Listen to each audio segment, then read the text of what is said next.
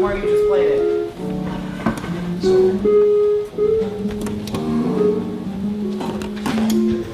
Octave down, right? Yeah, an octave down from where you're playing it right now. Yeah. Yeah. If you need some really good footage, we can play like a song we're really tight on at some Actually, point. it's more the instruction. It's the instruction? Okay, Yeah. cool. Great. You can skip the grace notes if you want. Okay?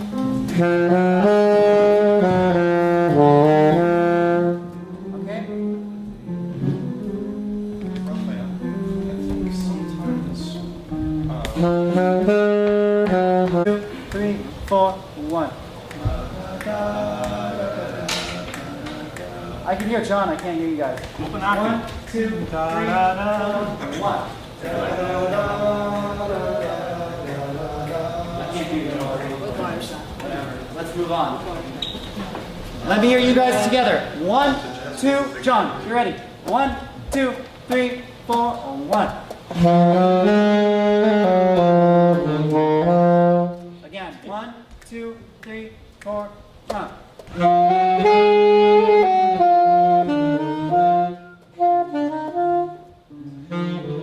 Yeah, no flats in that measure, right?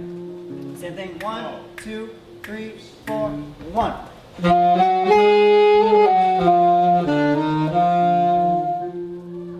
Work on it. Okay, everybody. Let's see. Let's add the piano and bass and drums to that. Okay. Let's take it C. Yeah, just rhythm section. We're gonna add one section at a time. Okay. C. 1, 2, 1, 2, 3, 4. Yeah. Okay, so the figure is displaced. You know, the first time it's on 1, the second time it's on 2.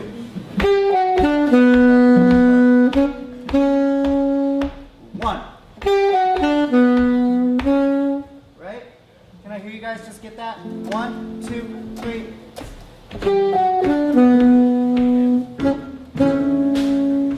1. Guitars alone. 1, 2, 3, 4.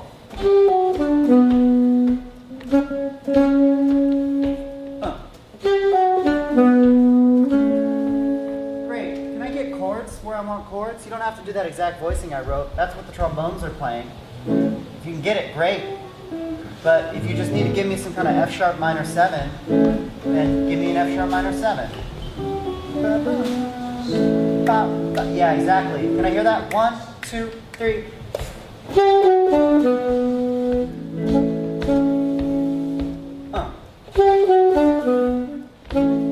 Yeah, exactly. But that Batman needs to be tight. Batman. Not flyong, flyong. More like that. More like crisp. Yeah? Okay. Let's hear the rhythm section. C. 2. 1, 2, 3.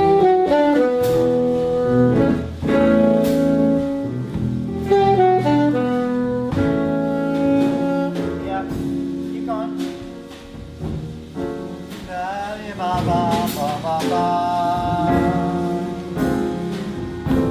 Bing bong. Boom bong. So, Eric, you have a G flat. That's all. It's just 1, 2, boom bong. Big. Big. Yeah, exactly. And Gibson's got it with you. He's going to be like, 1, 2, big. You know? Rhythm section again. Get it together. The horns are getting bored, guys. What? From letter C. Also, Eric, you had a funny chord somewhere. Well, go ahead. Just play what you got to play. Some of those voicings, you don't. That's what the horns are doing. I don't care if you're that precise. It's fine. Do what you got to do. C. 2. 1, 2, 3. Yeah. Crescendo. Big. Fill it in, Eric. Good guitars. You kind of got it that time. Now quiet.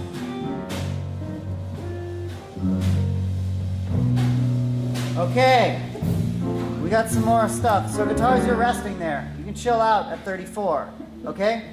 Eric, I need a strong F triad on the downbeat of 34. Bum bum. And then up to a G triad. Exactly. And then you're back to an F triad. Yeah. You see what I mean? Okay, let me hear just rhythm section at 34. 1, 2, 1, 2, 3, 4. Bum, bum, bum, bum, bum. Cool. So that A7 altered, that comes on the 4th beat. Okay? You don't have to play those exact voicings, but try to get the gist of it. Boom. F triad, B flat minor 13, A, D. You know? And when we get to letter D, figure out that voicing I wrote in the first beat. C, F, G, B, going up. Yeah, if you need to, you can just give me that on every downbeat. Dun, dun, dun, dun, dun. You know, until you check out the part a little better. Okay? Let's add the bones. All right, the moment you've been waiting for. Without the second. It's all good. C, 2, saxes. If you're not playing right now, you should be thinking about what you're playing and fingering it on your saxophone so that by the time it gets to you, you should be perfect. What bar? We're doing C right now. Okay. Okay? You got it? You got a little melody there, kid. So get ready for it. C, 2, bones, 2, 3, and.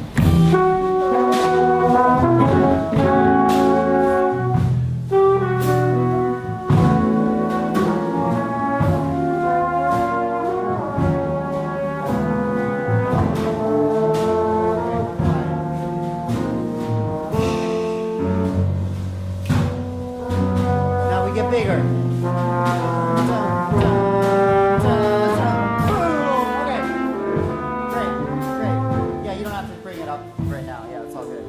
Okay, I want a little more crispness. Measure 34 should be tiny. And then letter D should be the hugest. It should be big, real big, you know? So when you're big, like at like 5 after C, Eric, you can give me like little arpeggios of the pedal, like very impressionistic. You know, you can be very colorful. You know, you guys can, once we get it, we'll get it. But like, let's do it. Add the bones. 1, 2, 1, 2, 3.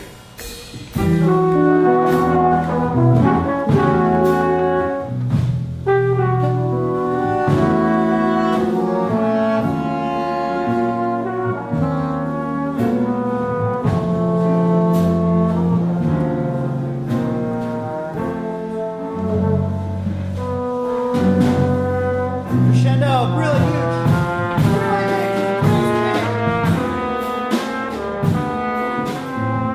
Cool. So, hey Gibson, for those bars of 3/4, I'm gonna write it on your new part, but you actually go into big triplety Elvin swing, 3 bars. 2, 3.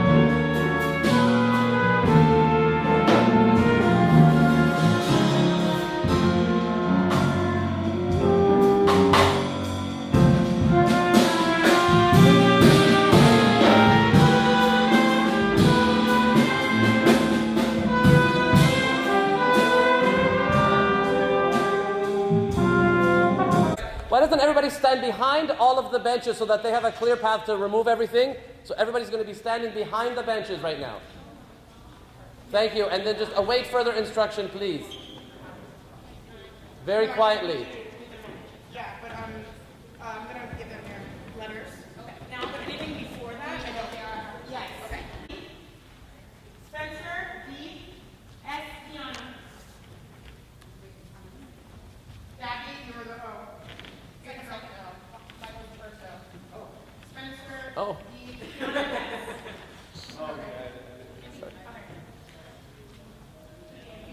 Guys, quick aside. Oh! Alright, okay, so I have your formations, guys, and we're going to put you in them. So, if you have a letter, Shh, quiet on stage. it's going to concern you. And it's very, very, very important. Danielle, Morgan. Oh, this might not involve everyone, actually. I think I just left them on stage. Oh. You know what I mean? Like, this is one of those numbers where the dancers kind of like extra dancers. But I don't think. With Into the Woods, we've somehow worked out that we end up having a little less time than we thought we had. So make sure that everything that's been blocked, you're running, you know, like, so if you see Jack somewhere, you may want to just grab him and do something. Oh, he's in there? Okay. Or just go through your own stuff. Same with you, like. So,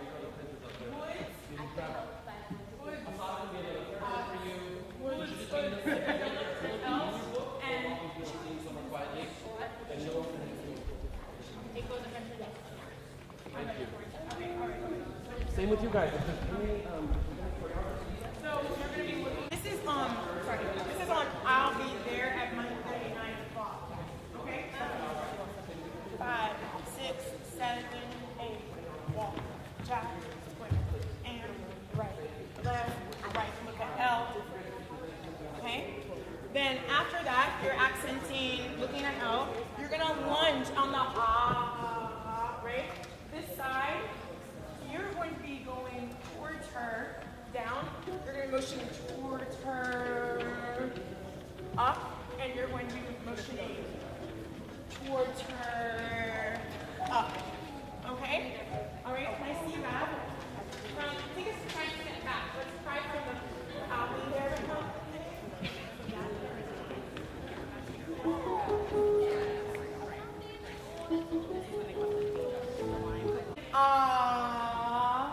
And then you're gonna go oh, oh, oh, oh, good. And then we're gonna have step, touch, step, touch, step, touch, step, touch, step, flick, step, flick, step, flick, step, flick.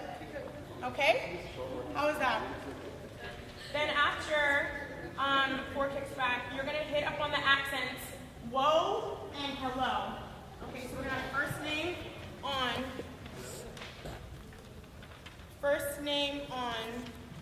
whoa. So are these the only people involved in this? Because I'm going to have the other Into the Legally Blonde kids fit for costumes.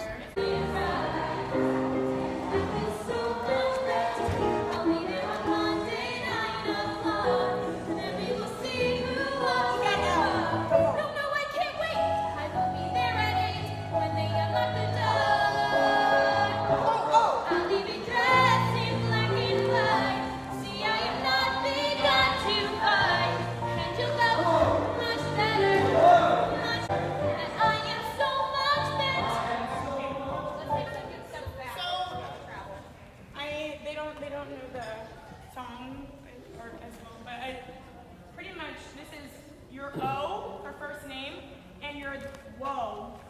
That's your canon, okay? You guys are O and hello. So oh, when you're step, touch, step, touch, step, touch, step, touch, step, kick, step, kick, step, kick, step, kick. First name people. Whoa. Second, last name people. Hello. Okay, does that make sense? Okay, good.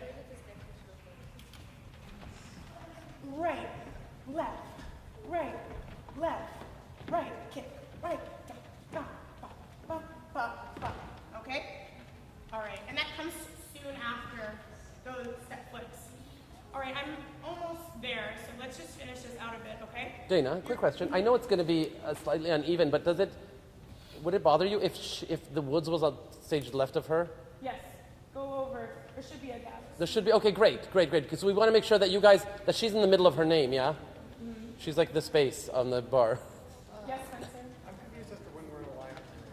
Yeah, the B is earlier than 6, 7, 8. So you're going forward. When you're going back, then and then make sure you stay in a line. I feel like we need to work on this music, this chorus music. And then you're gonna switch. This chorus music doesn't seem as familiar to them as the other pieces. 1, 2, 3. Yeah. Back. 5, 6, So 7, we'll have to 8. review that. Okay, are we good? Then after that, this is when you're coming into a circle. We're going to be going, Woods is going to be going below her and curving, and L is going to be going over the top, which is kind of unfortunate because it's alternate forward. But that's all okay. Okay, so you're going to be going around. You're going to be going like mid. Thank you. Good. Thank you. And you're like mid. We're making a circle around, like a halo around L. Come here, enter, here, higher, highest, and you're gonna be fighting for your height. Okay. All right, and then come in. Gabby, come down a little bit. Yeah, good girl. Make a circle. Take a step back, Keenan. Keenan, you can't go to your full stretch. There you go, buddy, because it's going to be one L, right? And then maybe you need to come up here. You can be on your plie. Oh, come on. Yeah, be on your plie. Just a second. Okay. You're going to stay 5, 6, 7, 8. Travel, go. Go, go, go, go, go, go, go, go, go, go, go, go. Freeze. Low. When you are in front of L, you must be low. Yeah, okay? It's like a roller coaster. High, low, back to your spot. Try it again. Reset, please. Thank you. Yeah. I do. That's what I'm thinking of. From the Good. Chicago. Yes, Chicago, the FedEx. Exactly. Yeah. Oh, You need to look, stay low. I can do it. Okay? You can do it, for sure. 5, 6, 7, 8. Go. Yes, lower in the front, excellent, yes. Higher in the back, Michael. Higher in the back. Yeah. Don't stand until you've cleared L, don't stand Keep until you've cleared going, her. keep going. You're too tall. You're almost back. And then, so, you have to be aware of your levels. When you're back there, it has to be high. When you're in front, it has to be low. Listen, are you digging this? We have to get I think it's great. Okay. Quick question, guys. If it's hard for you to, you don't necessarily need to walk in a squat. You can actually hold the sign and walk sideways, right? I think it'll save your lives, especially if you're coming from the top. And you can move You're like, oh my god. So it'll help you. I promise. And you can move your sign too. If I'm walking here, I'm walking here, you can move your sign to meet you. Your sign is what needs to stay in that cycle. Right. Okay? Yeah. Alright? So make adjustments. Let's try this one more time. Ready? Again, got this. Make sure you're not doing the crab walk down here. It's not a cute look. You're gonna have calves of steel, guys, by the time this is over. And then you're back there, you need to go. Yeah. Okay? Take this, Brooke Wyndham. All right. 5, 6, get your signs ready. 5, 6, 7, and go.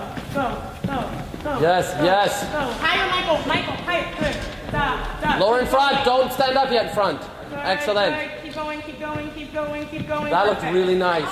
Okay, Yes, it was beautiful. Okay. Beautiful. All right. Sit down, you're good. Now, Shake go it. back to your V, and Ashley's going to tell you how to move from the V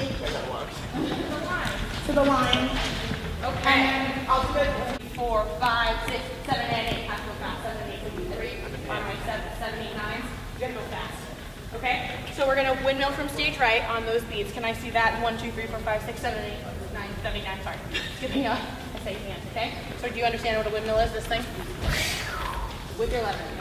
And make sure that your elbows are totally straight. Up to 5 down to the windmill or from fire. You can bring it down. So your head. Yeah, and your head is down. Where the major language. Okay? So can we just do that much into the windmill? Do you understand what I'm saying by windmill? Yes. Okay, and then you're gonna go back in a direction.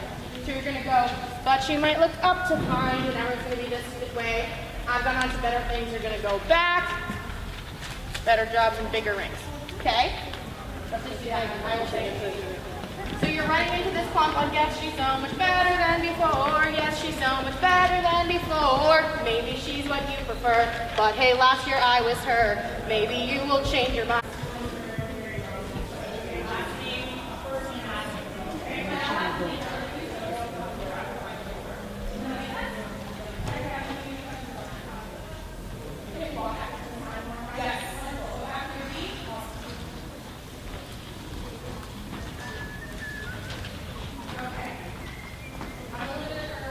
I wonder if we should just make this unison, this chorus.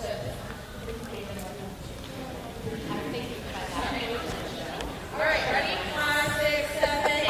Maybe she's what you prefer. Don't you think? But hey, last year I was her. Maybe you will change your mind. But you might look up and find I'm not too bad. That is all the theory. I don't have the time to No, they'll just have to do it, and then just make a big chord at the end. Do you know what I mean? Exactly, all the same. Right? I mean, I guess, to be honest, that last one we could, because it's only one line of harmony. We could teach that one. Yeah.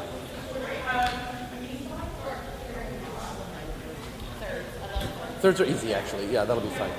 So we'll do that. We'll just do, and we'll make all the rest of it, though. I am so much, because it's actually, there's so much happening anyway, you almost don't even hear it.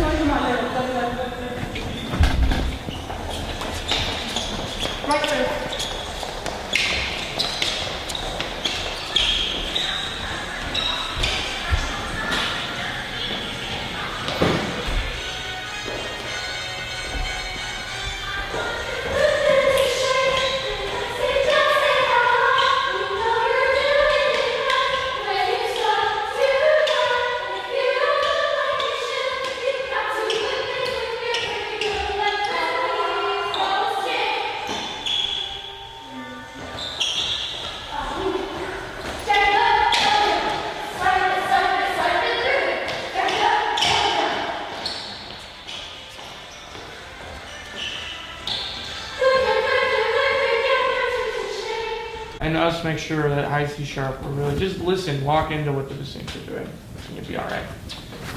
Do we want to start at the same spot again? 34. Yeah, how about we do that?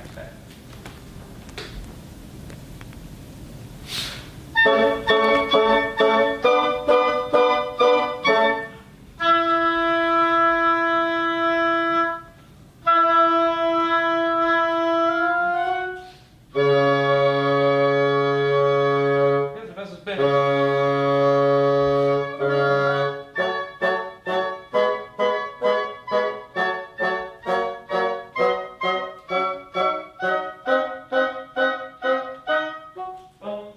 So it's still a beat early.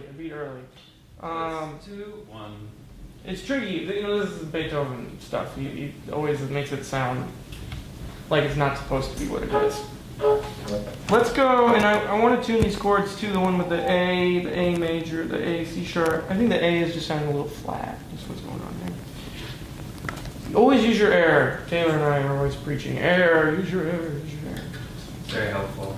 Also, before A, those four bars were good, but then when we did it again, the eighth notes were late to start and to end.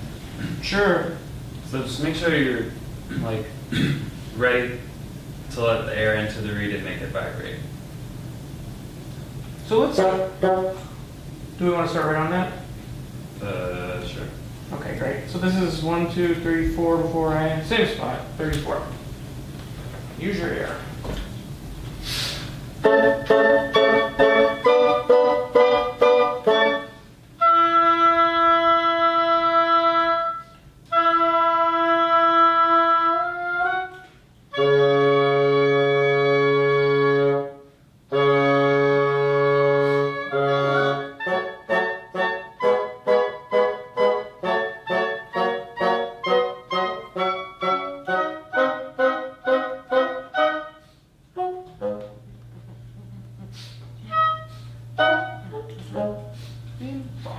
Okay, this is so much better, you guys. This is really much better. The intonation was much better. Anytime I get scared about a note, I stop using my air, and then I just totally can never play it in tune. Use your air. Use your air. So also 58-ish, or is that? Okay, so that's just like a B flat, and that's like a C natural, and that's like an E flat. So it's just up the scale. Can we do that at 58? 58. Or before that, wherever it starts, 50, 55. 60, Sure, 55. sure. Was that 55? Yeah. Great. Let me just see here 1 second. Okay, here we go. 55.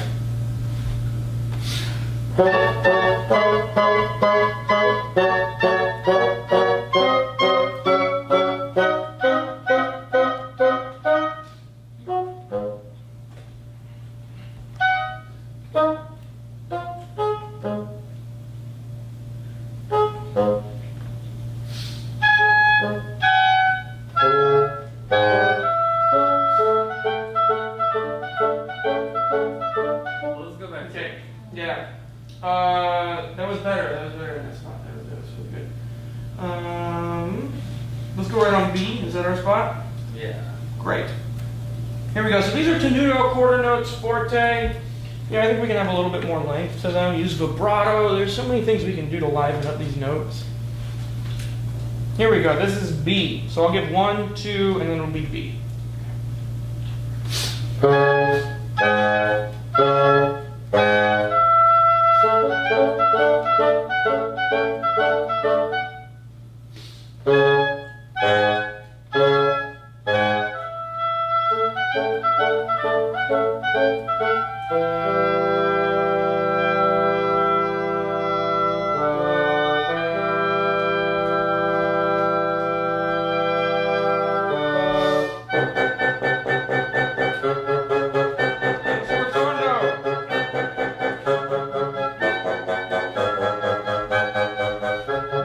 Staying really active. You have to be prepared for what's coming up.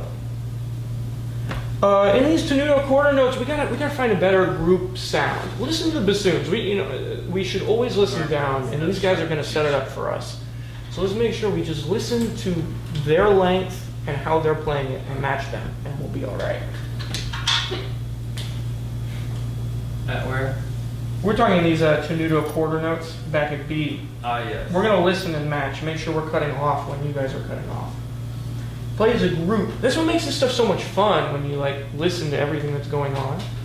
There's so much going on, and it makes it's just fun. I don't know. It's never boring when you listen to everything. Let's go right on B. Is that okay? Also, really quickly, 1, 2, 3, Sure. 4, 5, 6. On the 6th bar of B, we have to come in exactly together. Yes, absolutely. Yeah, and I think it can be kind of snappy too. These are, you have a rest and then the 16th note. Buddy, bottom, bottom, beat 'em, buddy, bottom, beat 'em. Subdivide and think of the thing that we talked about where the 16th note goes forward to the next note. Okay, here we go. This is B. Same thing. 1, 2, B.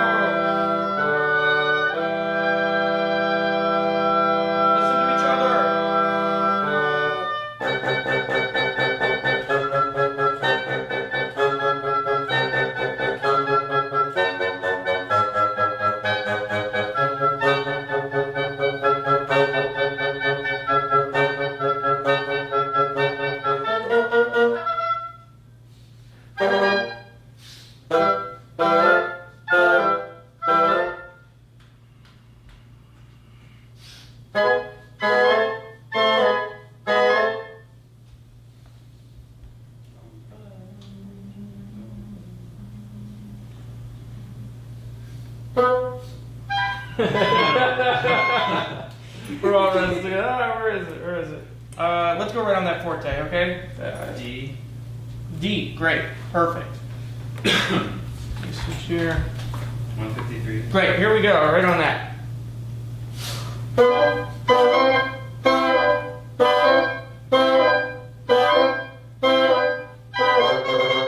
Okay, so let's tune. Keep going, listen to each other.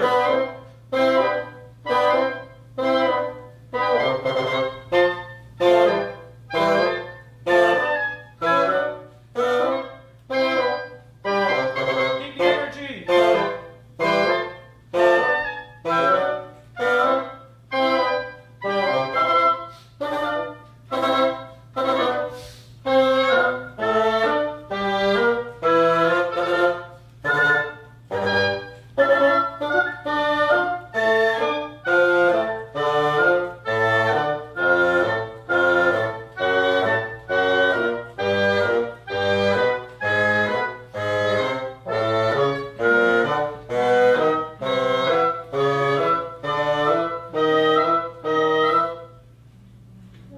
Yeah, yeah. So it's just you there. You need to break off and do your own thing. It's good. Just Let's go back there. Let's go back to before, all the way before A. Yeah? Can we do that? Before A, all that section, and let's play it because we already did it. So he can hear it and then give us some more suggestions. You Okay? should also do the section after I. There's like one, like two. Yeah, we'll do that after. Okay?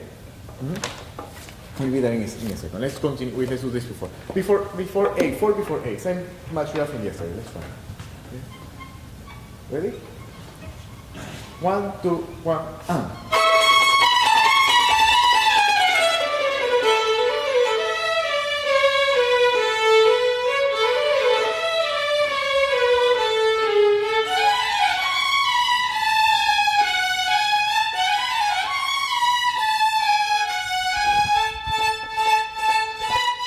No rush it.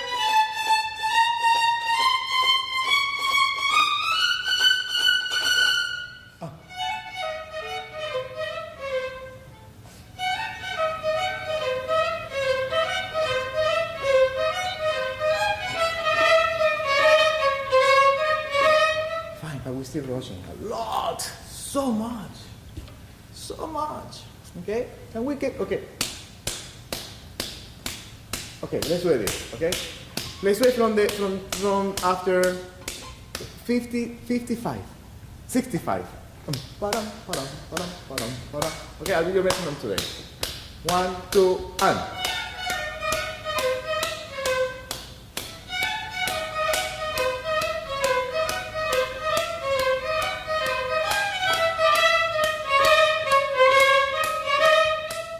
I think the reason we're rushing here, for example, is because we're not making still the dotted half, the dotted eighth note long enough. Tam, para, para, para. Okay? Do it once more. Let's do it slowly. From 165. Ta-dam, pa-dam. And be careful with the intonation. The intonation is not as clean as before. Okay? Again. I think some of the fingerings are not working. I think. And you try first position. Everything first position for now. Okay? 1 and. It's much more in tune.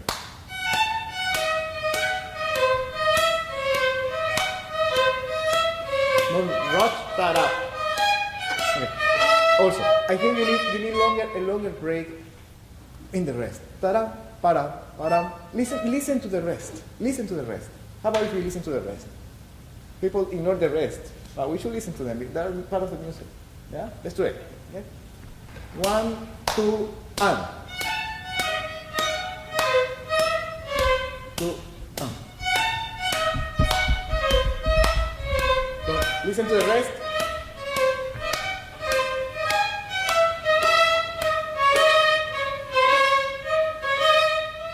When you do the other fingering, sometimes it's not as in tune.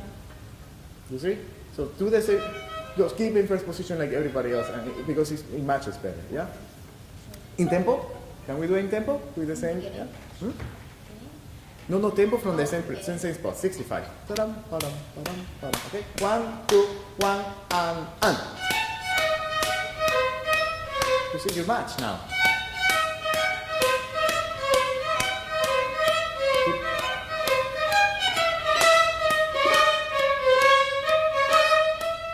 Better. Much better. You see? Yeah, oh, definitely. Sometimes I know that B sharp can look a bit deceiving. You guys know now. It's the same thing as C, right? C natural. Try to listen. Listen for it's that. a little too low. Right. I think so. Specific interval. That's what kind of makes that tension in this section. That interval, that minor clear. So, So we do it slowly, note by note, so we fix that. Yeah. Let's do again 66 directly. With the D sharp, note by note. Okay. D sharp. Everybody.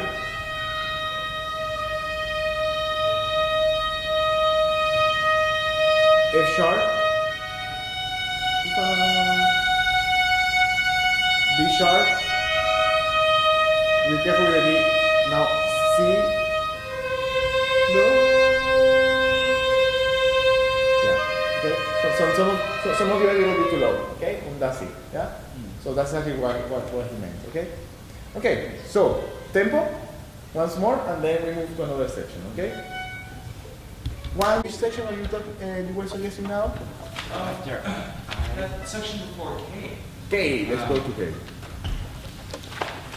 where you guys switch off. That's a nice section. Yes. I would say because the viola is not involved at the moment, it might be nice to go measure 399, where the first violin starts playing in consecutive motion. Okay. Yeah. There, I'm not sure still which bowing if we should keep this bowing or should we do the other bowing. I'm still unsure. So let's try them. Yeah. Let's try both. Okay. One. Let's do it slowly. 1, 2, and.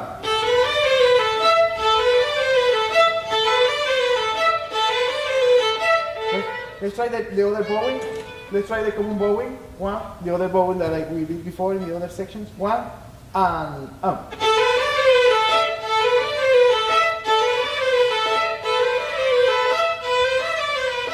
Okay. What do you think? Shall we do them again? So you can decide. One more time. Let's do it one more time so he can listen. Okay. I think yeah. Let's start down bow. Now let's do the arena, the one that is written on the music. Okay. 1, and.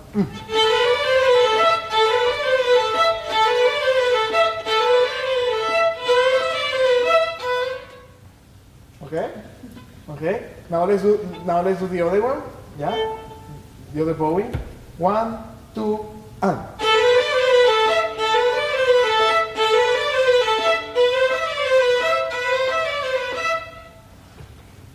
I like the second one. Yeah. You like it better? Less accent on the downbeat. I think that's. Let's change it. Can we actually try one more time the first way and purposely try not to accent it down?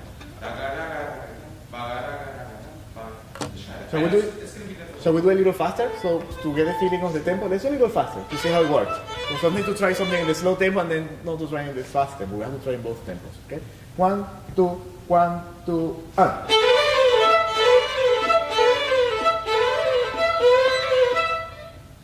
I think the second way we did it originally, I just kind of alternating as it comes, as it was written originally. Oh, yeah. Let's do the other one. Yeah. The connecting. Okay. 1, 2, 1, 2, and.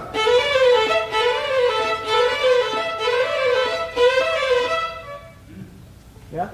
So let's do that one. Okay. So don't separate the eighth notes.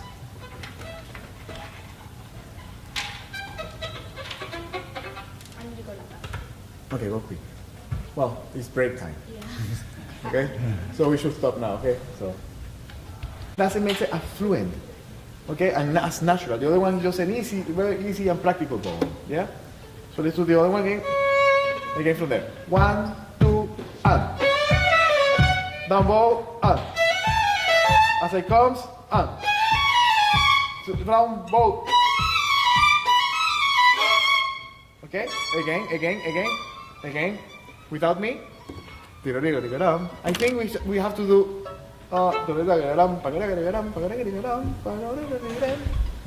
then down bow on 2 before K, definitely down bow. You do as it comes, but 2 before. You can do an up bow, so down bow, start up bow, then down bow, and then again another down bow. Okay? The one that team put there on 2 before K, do it please. Yeah? Again. 1, 2, 1, 2, out. Up bow. Down bow. Down again. Can we try this in tempo, please? Yeah?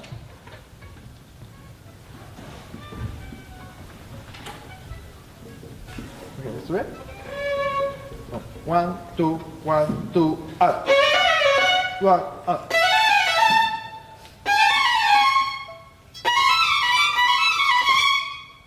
Yeah? So that's the bow in there. We do that. Okay? Good. Let's start.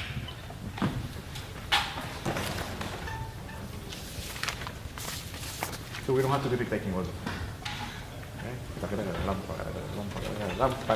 All right. Welcome, everyone. So let's go ahead and start with our always. Before I just finish speaking.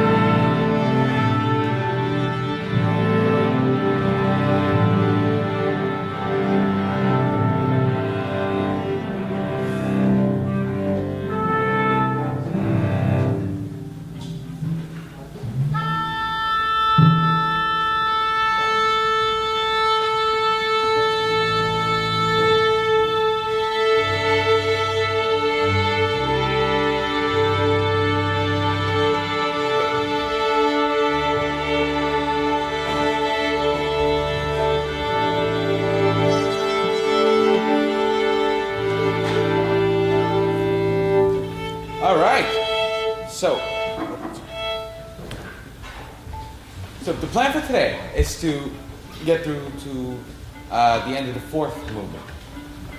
So we'll work in depth, just like how we did for the past 2 days, with this movement. And yeah, it's a little preview of the grand finale for our concert.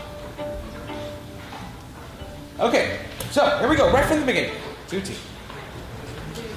Fourth movement. Number 4, fourth movement.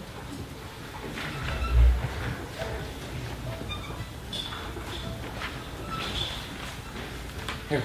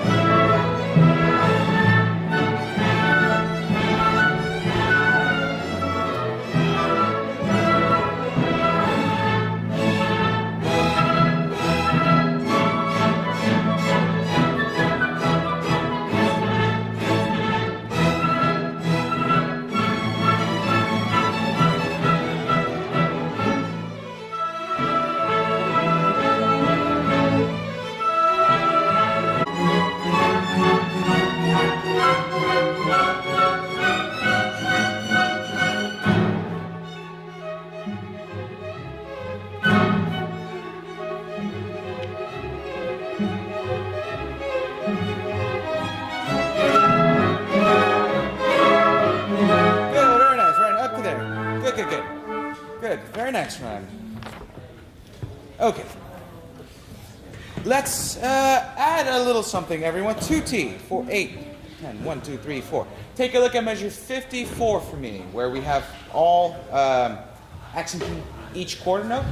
There. Let's add a mezzo piano. Sorry, mezzo piano. Here, let's dip down in dynamic a tiny bit. Give us a room to grow. Let's add also a crescendo at measure 58. All the way up to the forte, accented at measure 64. Yum ba bum ba bum ba bum ba bum ba bum ba bum ba bum ba bum ba bum ba bum ba bum ba bum, and then we grow yum ba bum ba bum ba bum ba one accent. Okay, let's try exactly that from a little before. Right from A, everybody. Letter A. Wonderful. Here we go.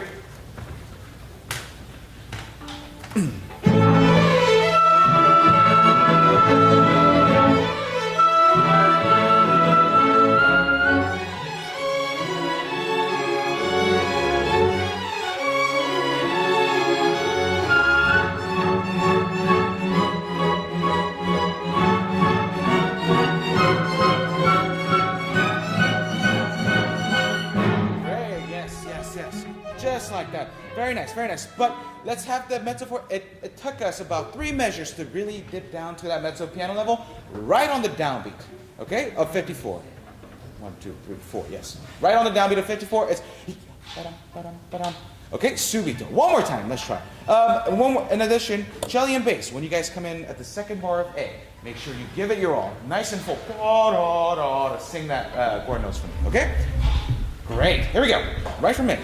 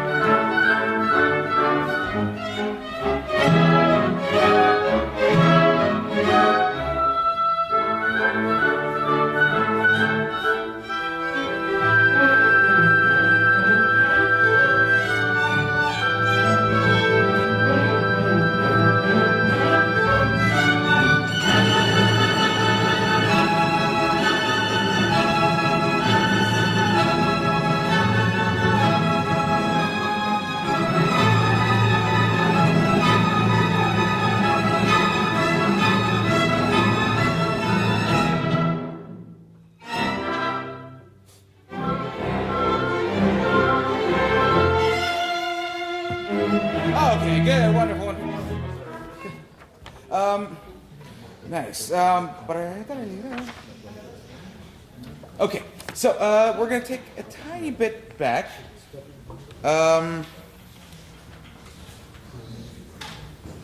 Okay, first violence. First of all, can we add a little bit of a bite? 2, 3, 4, 5. At measure 85, when on your entrance on that downbeat. Okay. Accent on that first 8th note that we have. So you're taking over from the flutes that has the line, and also the oboe. But this is not a continuation. This is more of an interruption here.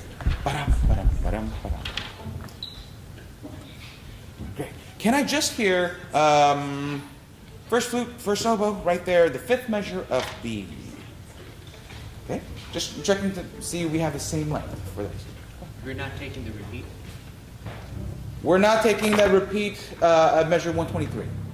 Yes. That's the only repeat we're not taking for this group. And everything else is good to go. Okay? Great. First flute, first oboe, right there in the 5th measure of B. Here we go.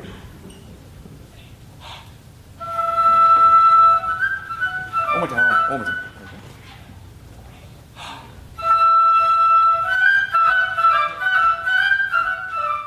Good, good, good, good. Ba-dum, ba-dum, ba-dum. A little more emphasis on that, the 16th note. Ba-dum, ba-dum, ba-dum. Okay? One more time.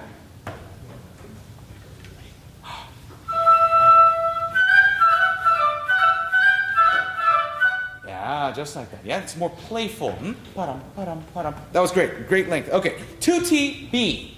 Everyone, 2T Beethoven. And make sure strings, be careful. I know there's a little urge to accent that downbeat right at B, right? Ba-dum, ba-dum, ba-dum. Yum, ba-ba. It's ba-ba, ba-ba. Just like how we worked on the other day. Here we go. Right from B.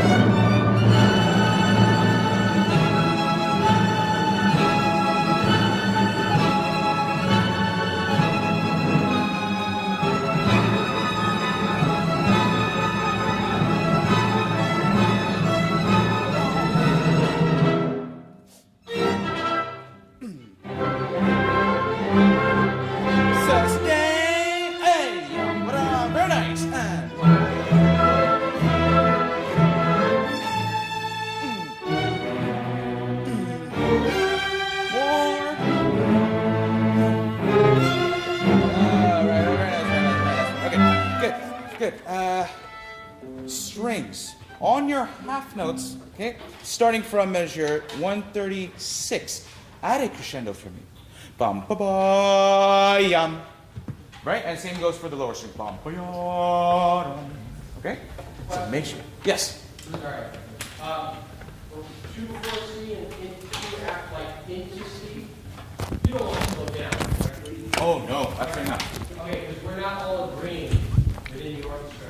People slow down, people not, so we need to really solidify. This solo gives me goosebumps every time I hear it. And maybe you listen to me like, oh, this is a good solo. But just listen. When you double time, what do you normally do? Normally you just kind of like hold down a chord, right? Just listen to what he's doing. He's playing basically 2 fields. Here. Listen to this.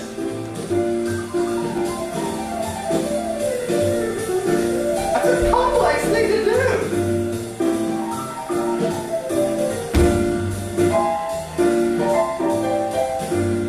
Plus it's a groovy solo. This is one of the few solos where I actually like did it right. Both hands from the air. That's why I know what he's doing with his left hand. I encourage it. It's super hard. I do one hand and then the other. But it's worth it. It's so worth it. Now if you take that and you go back and look at McCoy, people overlook it. People think McCoy Tyner is just about 4/4 voice things. The rhythm of his left hand is just as important. And it's what adds to the thing because it creates interest. In the time we have left, we can always pick this up. We've got 10 minutes now. We can always talk about it. If we could spill into another piano thing, like on Friday. But let's talk about the stuff he's doing with his right hand. And maybe a left hand too to support it.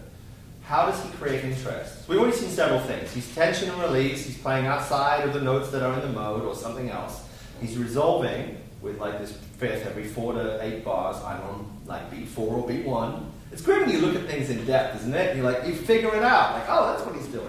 I encourage you to do that on your own. You can still do that on your own. You don't need me to explain it, in other words. You just need to listen real hard and work out what he's doing. How else is he playing on Passion Dance? How else is he kind of creating interest? When you were listening to a snatch just now, did you catch one of the things he was doing with his left hand or right hand? He like matched them up sometimes. Okay, so you match up sometimes. That's not a new technique. Yeah. But still, did you hear it was he going, yeah. What's the beat? 1, 2, 3, 4.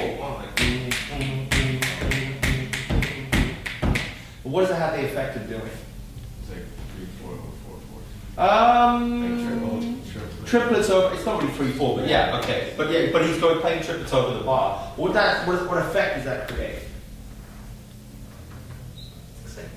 Oh, it is. Why is it exciting? Why? Come on, you can answer this. We know it's exciting, right? So why is it exciting? I feel like it kind of pushes it forward. It's tipping forward. That's one of it. That's part of it. But what else? Well, okay, because I would say because at that point you don't know where he's going to end. He's like gone outside of like playing just within this 4-bar thing. He's playing across the beat. It's like, you know, as you say, it's got this tipping forward feeling. Dun, dun, dun, dun, you know, but on top of that, it's like he's playing like a drummer. He's like being inventive with it. Let's listen to the thing again. And when you listen, try and listen. Is he doing it in both hands or just one hand? A second hand. Patch it up.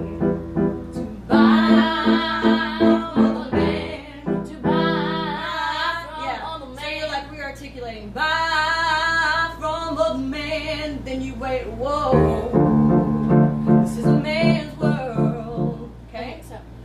So where you want to go from? The man makes money. Oh, so it's like to buy. So the buy is on the downbeat. To buy from other men. 4 times, yeah. To buy from other men. 2, 3, whoa.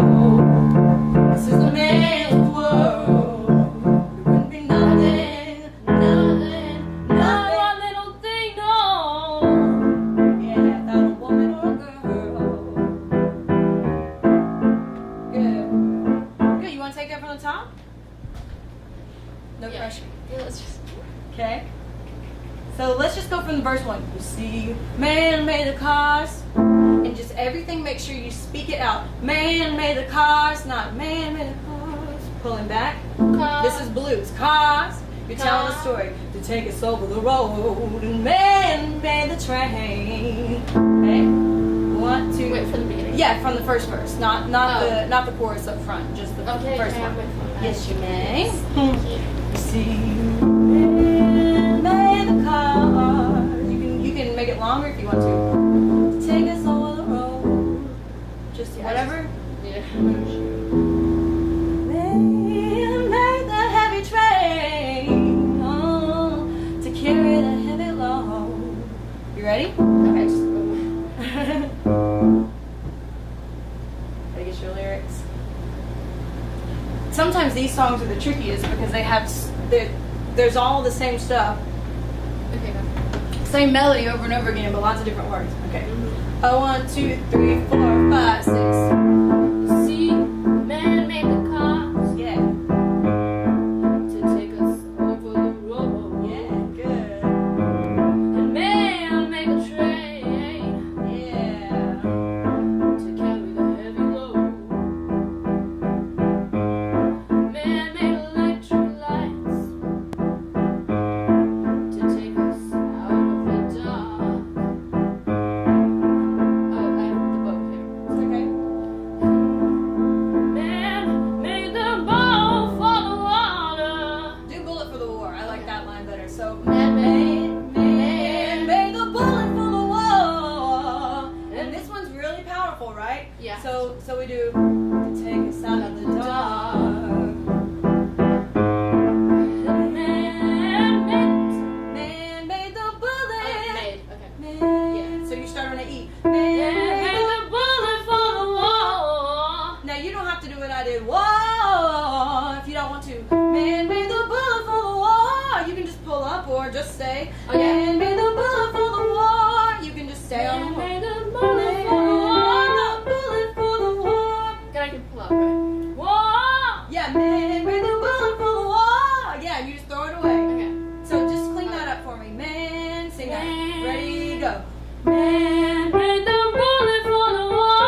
Yeah, but you gotta let it, don't go, whoa, and just stop. Whoa, you gotta let it ring out. Man made the bullet for the war. Yes, yes, yes. All right, let's do that. So, to take us out the dark. Man made the bullet for the war. Yeah. Like no one made the ark. Remember that one? 2, 3. Like no one made the ark. Yeah, and this is like subdividing. We want to take it back. Like no one made the ark. Very like So 1, sultry. 2, like no one made Yeah, 1, 2, 3, 4. Like no one made the ark. Can we do that whole phrase? So Yeah. let's go from man made the electric lights. That's where you go, man made the electric Oh, lights. isn't it a train? Oh, never mind. I mean, it's really whatever you want it to be. There's no right or wrong answer. All right. Electric lights. 1, 2, 3, 4, 5, 6. Man made electric lights Put it out instead of bringing it back in. to take us out of the dark. Yeah. Man, sorry, Man. yeah. 2, 3, 4. Man. Let's go from that. To take us out of the dark. 1, 2, 3. And man made the bullet for the wall. 1, 2, 3, 4. I know I made the armor. Yeah. This is a man's world, but it won't be nothing. Yeah, but it won't be nothing. So you can do anything you want, even if you just did nothing, nothing, nothing without a woman or a girl. Thank you, have a good day. So it doesn't matter. With placement, you have a lot of time to work on it.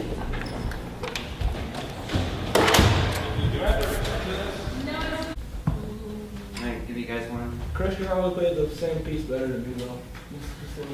Probably good. Oh, is this for me? Yeah, just for 10 minutes. I was going to play Yeah. near you, just doesn't have to be on. Okay. Unless you're gonna walk He's around. gonna play for about 5 minutes. Oh. So, And where are you going to be? probably back here. Okay. Yeah. It's Rachmaninoff, I'm not Do sure. you have music? Oh, I have it, but I don't need it. Can I use it? Yeah. Cool. Wait, why are you giving them Chopin if it's Rachmaninoff? That says Chopin. Wow. Wait. This? It's Rachmaninoff. That's Chopin. All of us.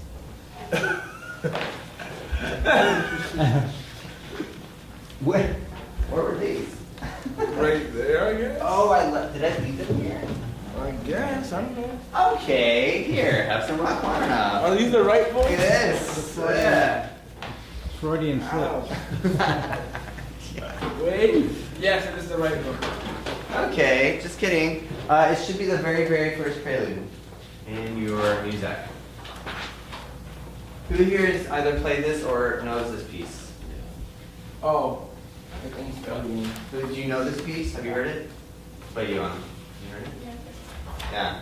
Yeah, it's like one of the most famous pieces ever.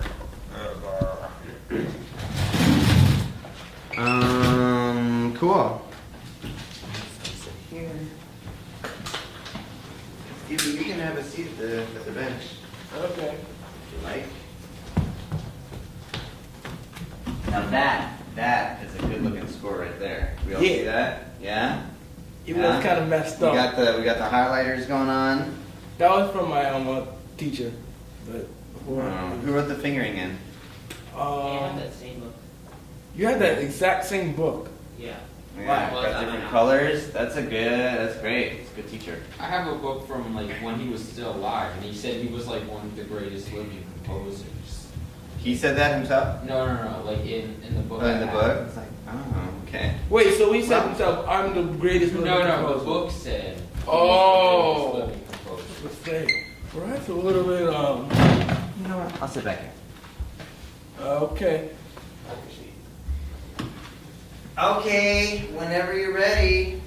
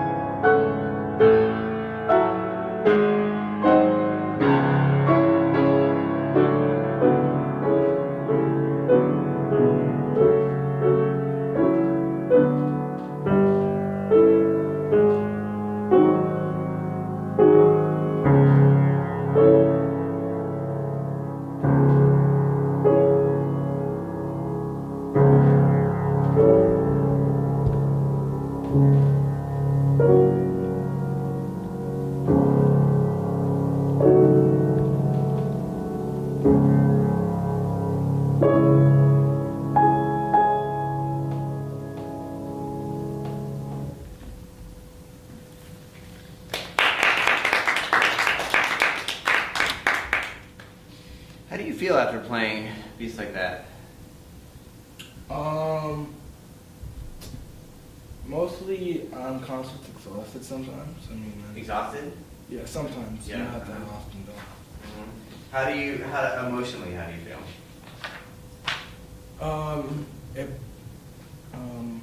Felt that I got something out. Like, yeah.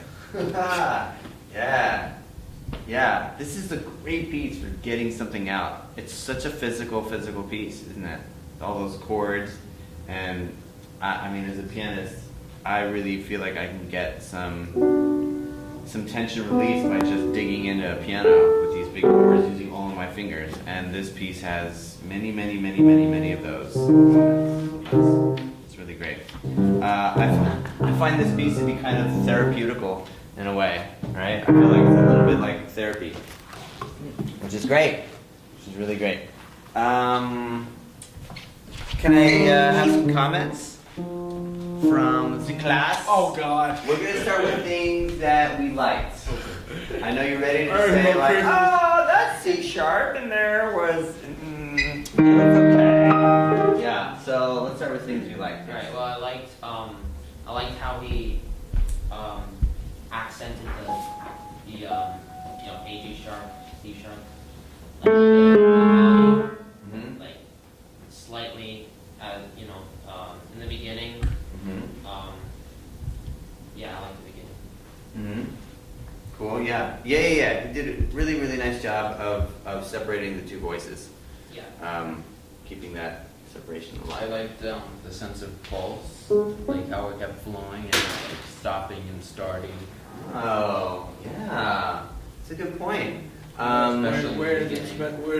Well, just overall, you have a nice. It's so easy with Rachmaninoff and Chopin to take time everywhere, right? Because there's so many special moments. But you do a really nice job of choosing those special moments, where to take the time and where not to. So there, yeah. Generally, I felt like there was a nice. I always knew where beat one was. Yeah, great. It's great comment. Anybody else? What is this? Humidifier. All the big chords are great. You really got to this climax nicely on the last page. It was really nice, and really good control in the end with all those C sharps dying away. I thought you did that really well. I was actually told by my always... teacher to have the audience hear the middle notes. Oh, in those last few chords? Good, we're going to take a look at that last page. Yeah. Go ahead, Chris. Yeah, I have a comment on the last two measures before the second page is like when that melody's going, it's gonna die out, and then as soon as it does, like I know this second page, this is like really hard. This is something you need to practice constantly to get it good. Well, actually, I played this at a concert already. Oh yeah.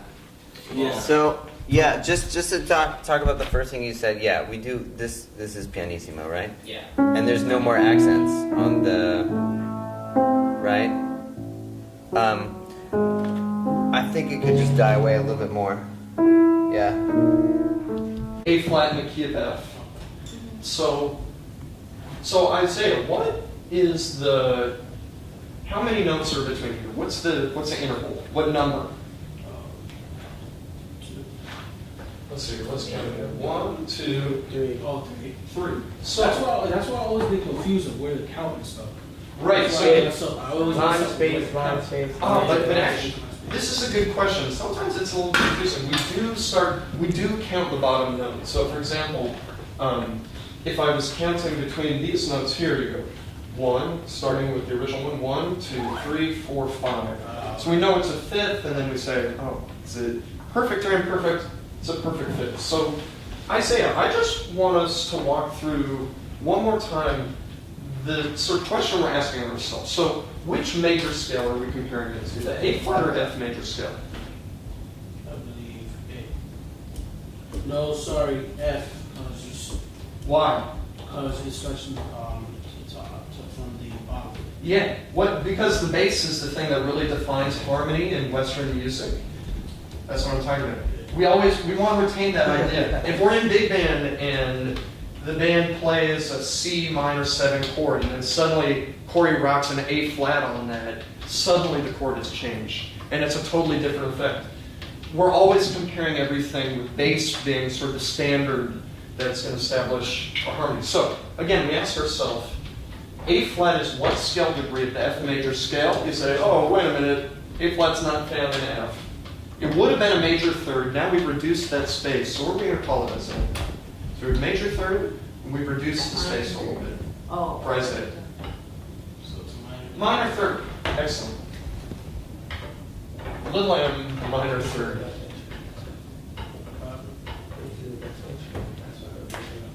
Now the funny thing is, technically, believe it or not, as we go up in the overtone series, you guys might notice the intervals are getting smaller.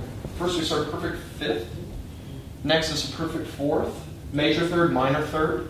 Now technically, this note in the overtone series is very, very flat. It's naturally very, very flat. So it's actually a little bit lower than an A flat. So it's slightly smaller than a minor third. So we're still getting decreasingly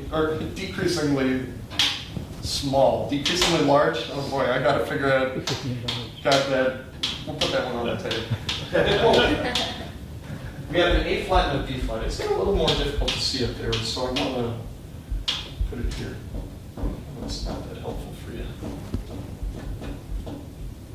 So Nicole, can you phrase the question for us between these two notes? Which major scale is going to be the standard? What do you mean? Which major scale are we comparing the notes to? Are we comparing, are we thinking of the B flat major scale or the A flat major scale? A flat? Yes, because the bass dominates, right? Okay, so now phrase the question. So A flat is what scale degree of? You're so close. Flip it around. Oh, B flat is what scale degree of A?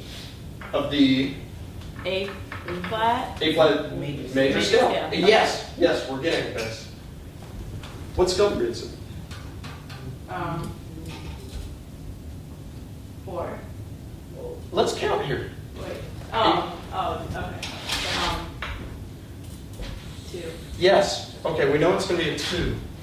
Here's my question. Is B flat the natural 2 of the A flat major scale? Yes. Yes. So what do we call it? The dominant? No. Which of these is it going to be? The major second? Major second. Precisely. Who can tell me, is a major second larger or smaller?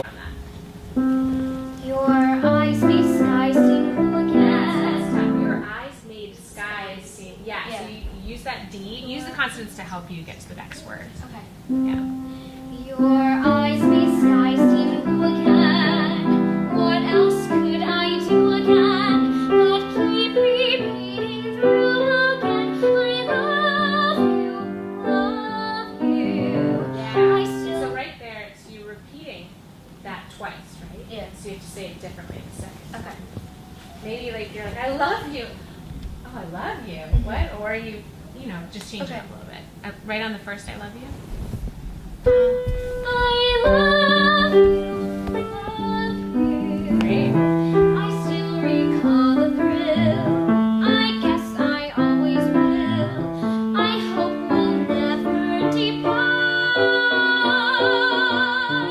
Dear, with your lips tonight, a rhapsody divine. Sing when the strings of my heart. Yeah. Really good. But make sure when you're on that heart that it's a pure ah. Okay. Because you're going a little bit to that R, but I want hot. And then where does it end, Alice? There, is there? Do you have any notes right after that? Sorry. Keep going. Yeah. Awesome. So let's do that with that full ending, so you keep that energy throughout, even though you're not singing. Okay. Where's a good place to start from? Let's do. Dear, with your that one. Yeah. Perfect. Sorry, dear with your Dear, with your lips tonight. Dear,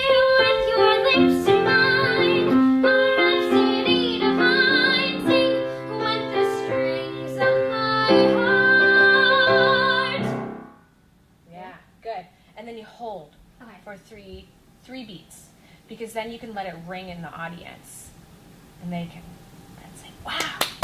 And so then you're going to acknowledge the audience afterwards, right, with your bow, and then always make sure that you reference your accompanist too, because you can't do it without them as well. So what's a way you can do that? Yeah, and then Alice gets her bow as well. Awesome. Let's do it one more time from the top, and this time just focus on keeping your shoulders just a little back, so you're not doing that lean. Okay. It sounds really good. Thank you. Okay, one more time.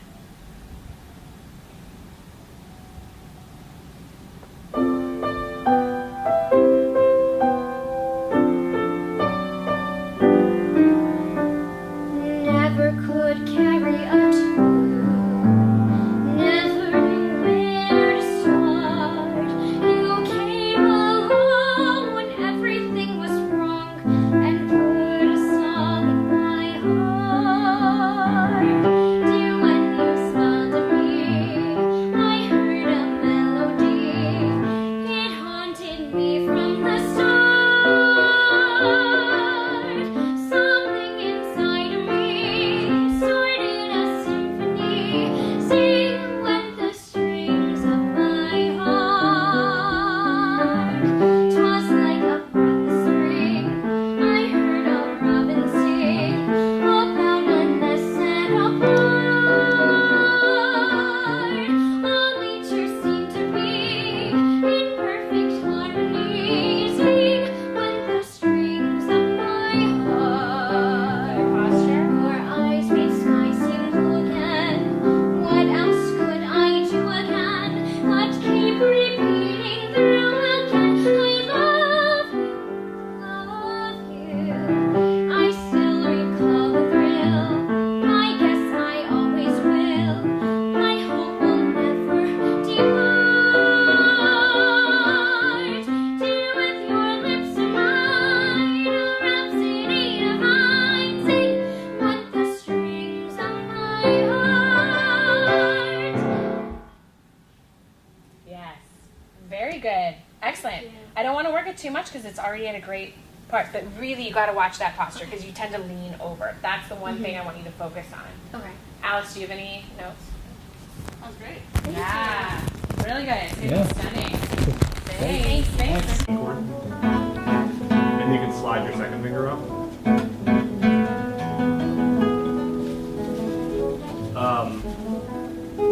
That being said, I don't love it.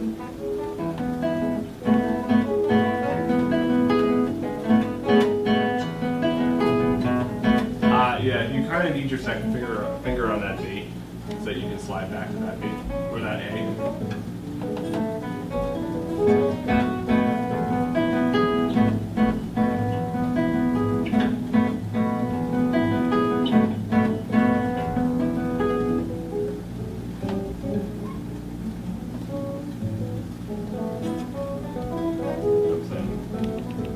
But you cannot, like, I'll tell you what you can do. You can do a little trick fingering. Use your second finger on the low B, and then you're good as gold.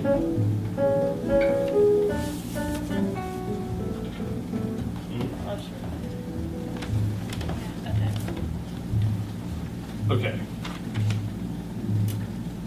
So we are forging ahead in C, right?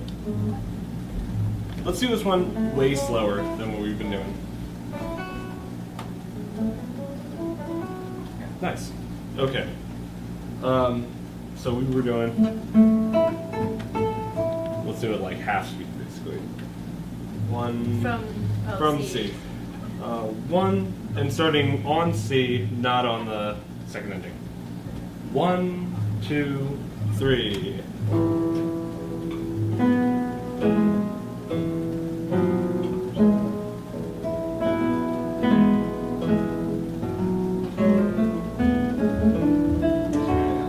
One more time. 1, 2, 3.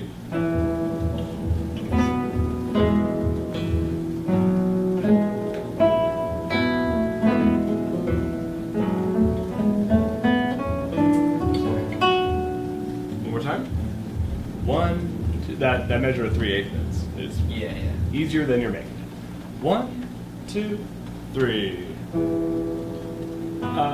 Also, maybe you can use tune your E. Yeah. Your E is just a little low. Good. Okay. 1, 2, 3.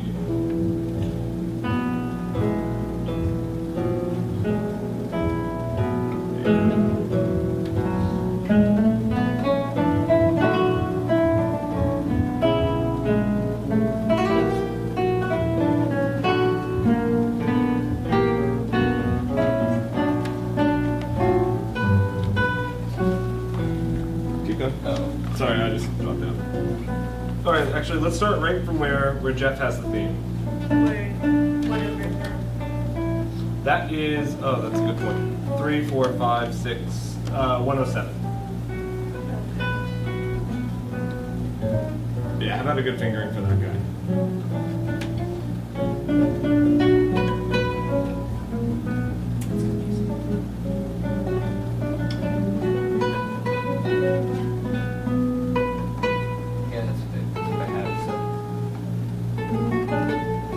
And then the return of that rhythm that we love.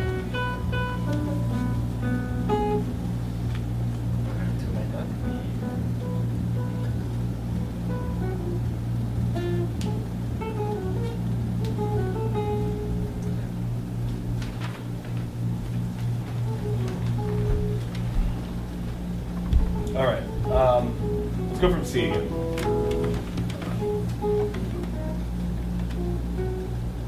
Everybody good? All right, here we go. 1, 2, 3.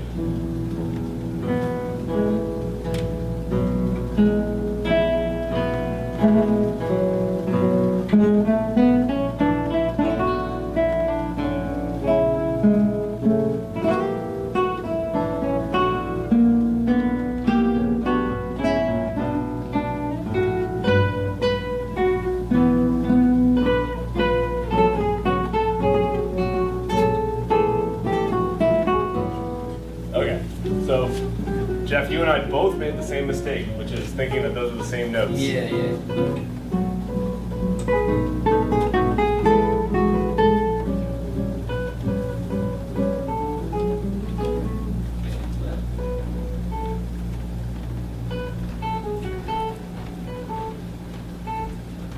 Okay, thanks. Thank you. I'll be back.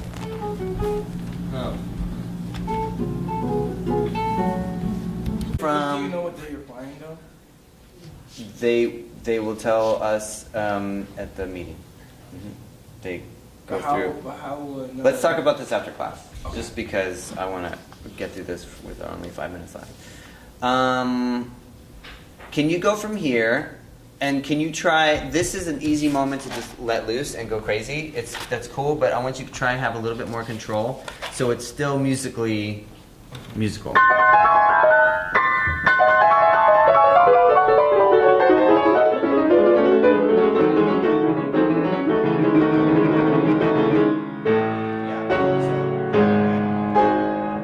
So I hear it speeding up here. Instead of slower but loud. I hear it speeding up. Yeah. Yeah, I see So it too. so try it again. I'm gonna right?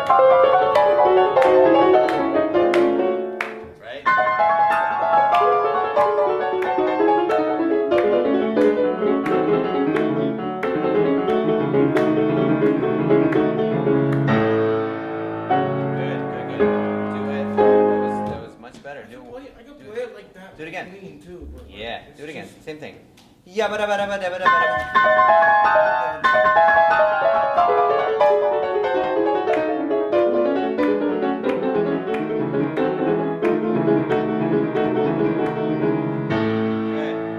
Beautiful. Do it again because it's so fun. Do it again and slow down. And slow down. There on the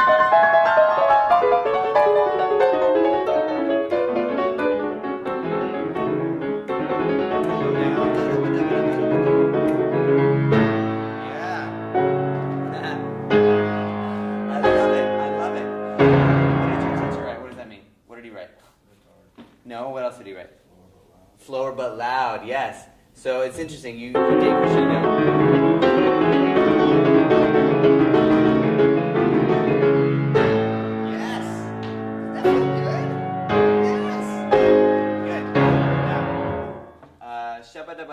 Shabba-dabba-dabba-dabba-dabba-dabba-dabba-dabba-dabba-deem, bum, bum. I'm gonna kill the piano. So, you know what? Try. I love it. Kill the piano. Okay. No, go from there. Or from there, if that's easier. 1, 2,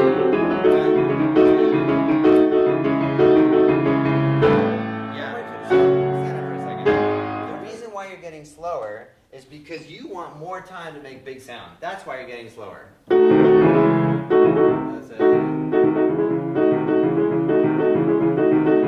Right? So,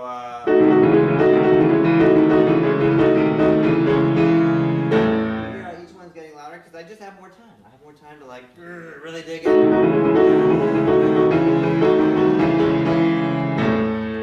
Right? Oh, it's so fun to play. Oh my gosh. That's why I picked the piece.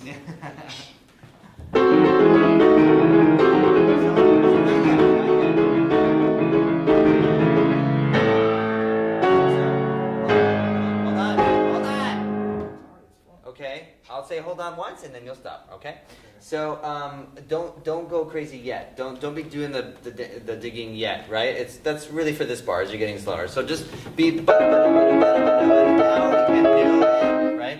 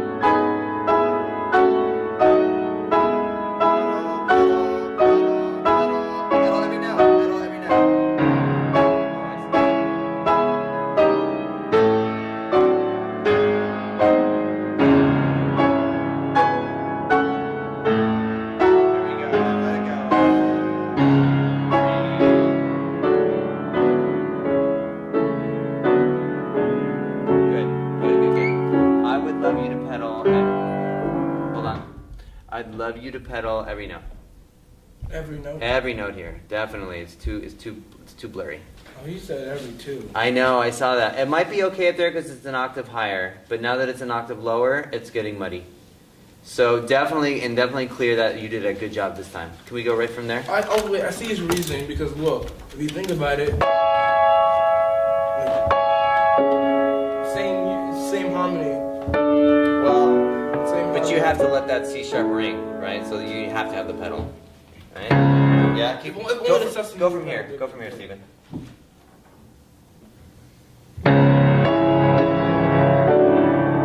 Good. Now. Yeah. Don't rush this. So ba-yum, bum, bum. Don't rush into that chord in the second.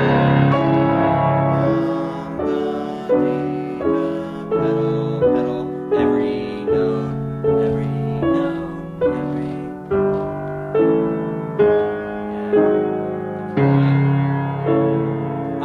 This 2 times is slow.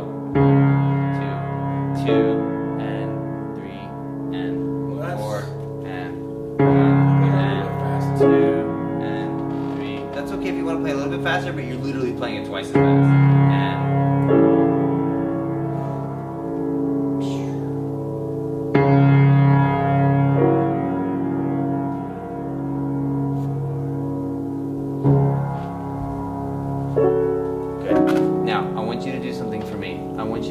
A sharp here. A sharps. Yes, because then you have a place to go to for the A natural. It's got to be less. Yes, we want to hear that. I want to hear that. It's like, yeah. 2, pum, 4. Okay, I don't think it's supposed to be that slow. Well, I'm just doing what he wrote. I'm just saying what he wrote. I think people do tend to speed up a little bit. I'm okay with that, but For a dramatic effect. Well, but yeah, you were just doing it twice as fast. So I just want you to kind of get used to that sound in your head. it's really good, Stephen. I think the main thing is just a little bit of slow practice here, and this is the most dramatic moment of the whole piece. So just really make sure that the crescendo matches that. Yeah. / this matches the crescendo, right? It needs to be a little smoother, and then slower but loud. Okay. Sounds good. Cool. And then what are you gonna do right after this? What are you gonna do right after this? Get the form. Get the form. That's right. Cool. Thank you, Stephen. Cool.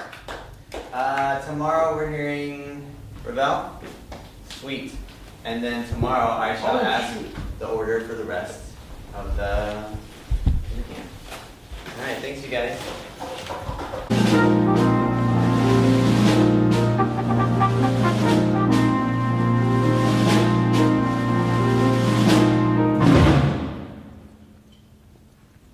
Moving forward, it takes two. The baker's line, well, perhaps it will take two of us. Well, perhaps it will take two of us to get this child.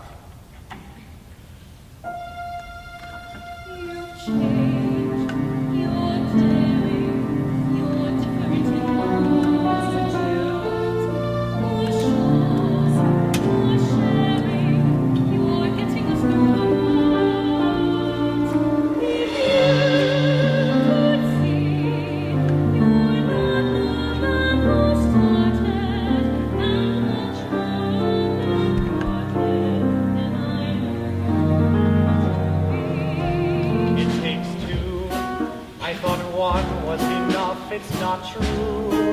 It takes two of us who came through. When the journey was rough, it took you. It took two of us. It takes care.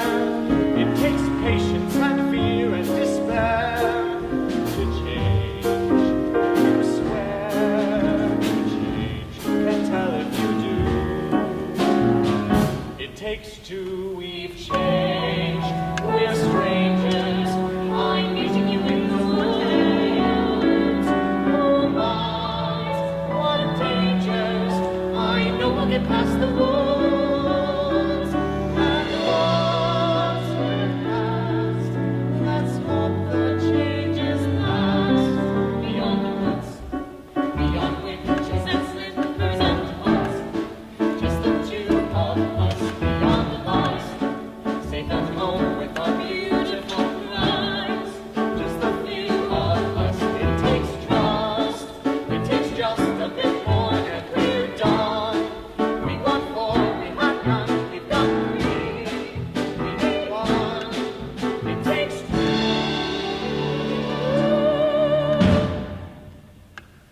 Lovely.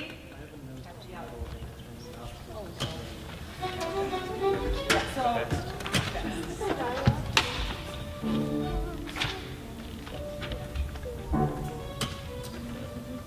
yes, much more open. This is 16. You two B. It takes ba. Sorry. So we were all swinging Yeah. 18, but we should.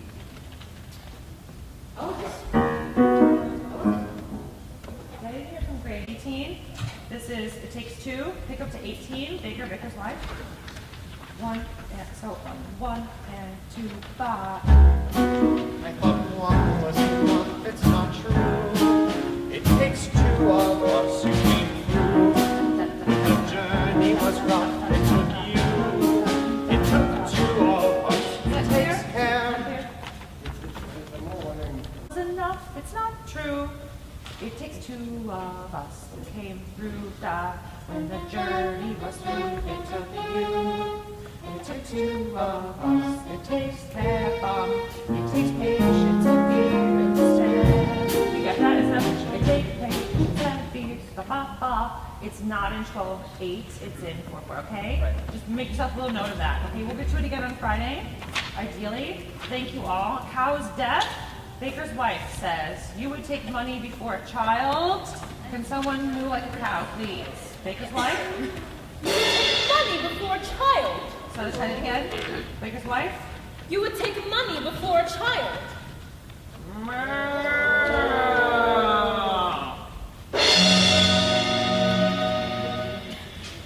Monkey's dead. Monkey's dead. 2. Wait, so I have an entire bar of girls, but am I still playing that chord? Oh, you know what? I have to circle that. There's a symbol. I'm sorry. I miss it every time. I miss it every time. They're gonna know. You would take Monday before a child. This is for Jeremy.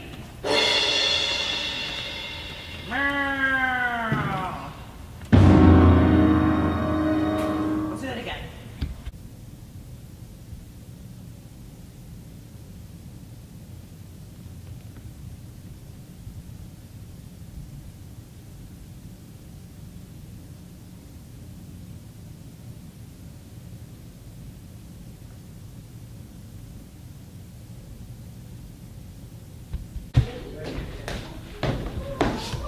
Nice. So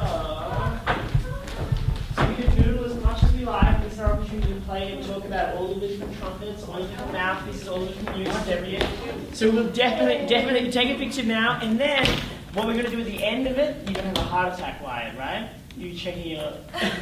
So at the end of it as well, we'll line up all of our extra trumpets and we'll take a very fancy photo with it, and we can get a photo together holding all of our fancy instruments. So the only rules, though, are because some of them are some of them are quite old or some of them are quite special, we have to be extra careful. So if you have any questions or concerns, we ask before grabbing. No one stand on the stage, and otherwise you can go nuts. So, I know the others in the orchestra, why you haven't had the opportunity to play the instruments. You can put your instruments down and then let's go. You know that this is a the Y wants a flugelhorn, right? Of course. We have what's this one called? Rotary trumpet. What's this one called?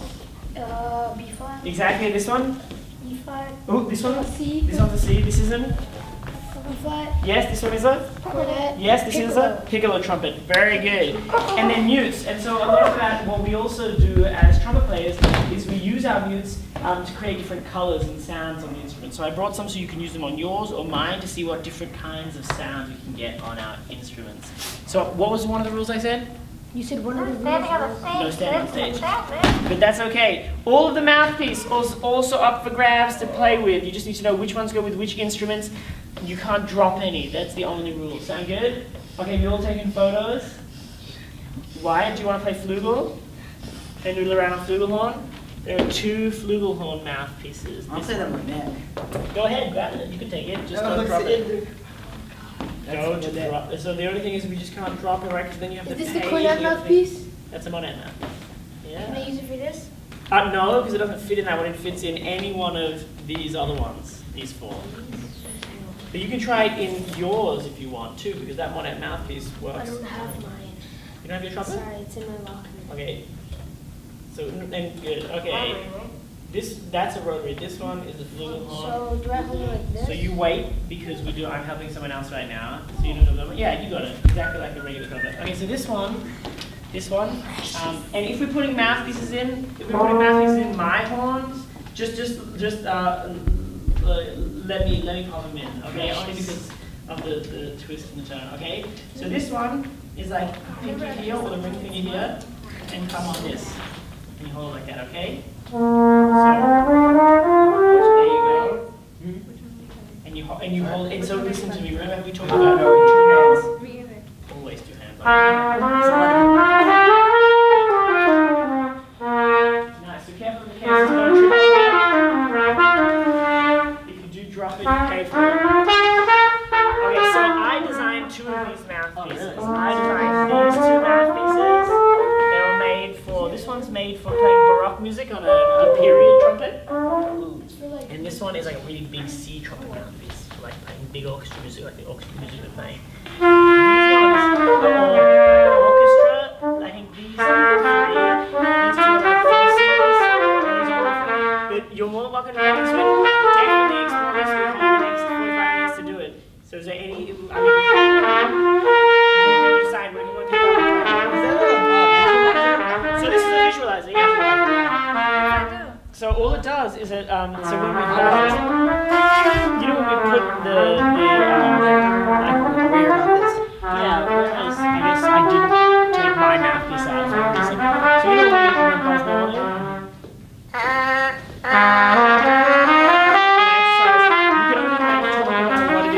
We can only talk about what it is we do, right? We can never With a visualizer, however, you can see what's happening underneath. And the goal of this one is they leave it in so you aim for the hole, as you hear that's where the red hole is. I'll get you a cloth and you can clean them and then play them as you go. So, Raul, your job is to make sure that these two fine people do not switch over and try any of the moves.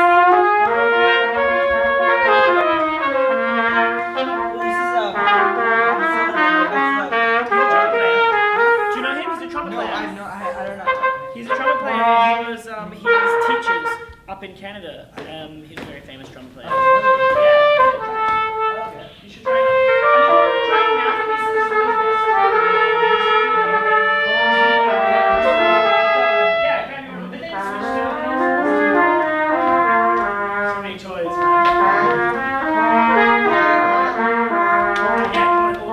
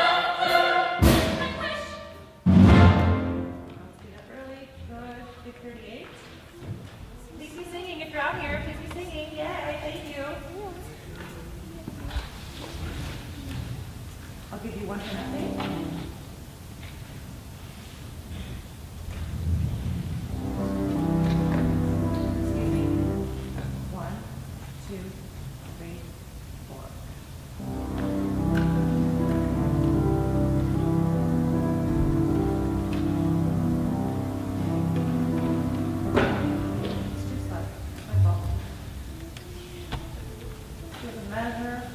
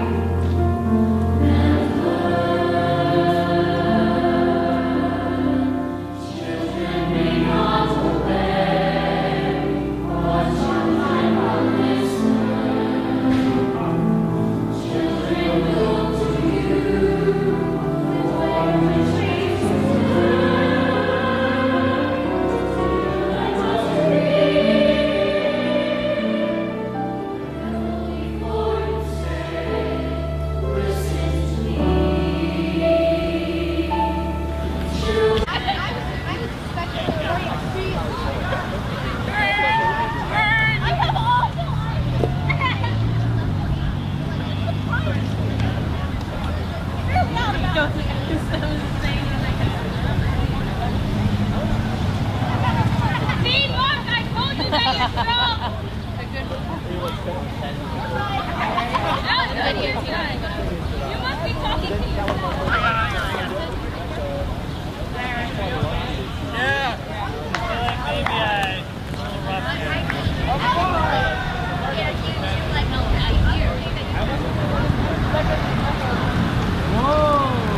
Wait, what are we gonna do in more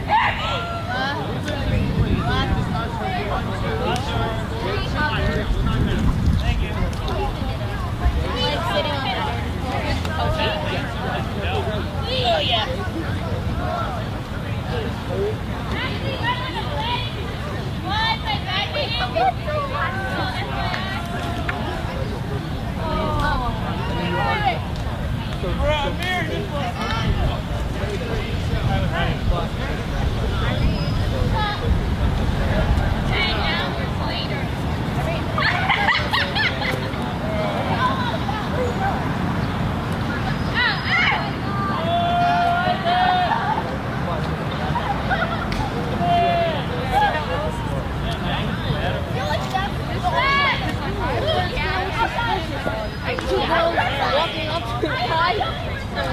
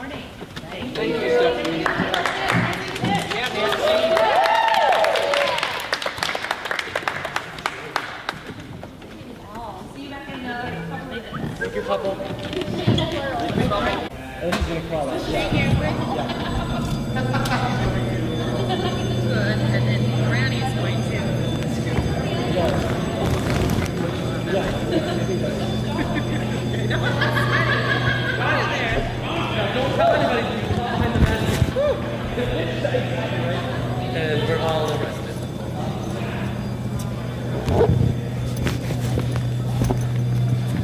For me, it's more like a bear. You have to work a little bit harder. Yeah. Imagine that's still happening. Like, get off my hands. Good. Really angry. This is angry music. Good. Yeah. Forcing it down. You have to force into that table a little bit more. Right? And I want that louder, harder sound. Like if I tap lightly, like I'm not really forcing into that table very much. But if I want a harder sound, I have to kind of push down as well, right? That's where that weight's coming in. Good, maybe just don't go too low. Okay. And that'll be the tendency with this because we're heavier, so we want to go lower. Keep your arms up so everyone can see you. Good. Good. Dustin even has the angry face going a little bit. He's serious. Dennis. Where are the name tag? Sorry. See, now it's ingrained Dustin in my head. Okay, Dennis. I could just Good. Everyone just call it Good. Dustin. Good, Ellie. Just make sure you're not stopping your hand at any point, right? So the motion continues. Good. So now, what if I have a passage where all of a sudden I have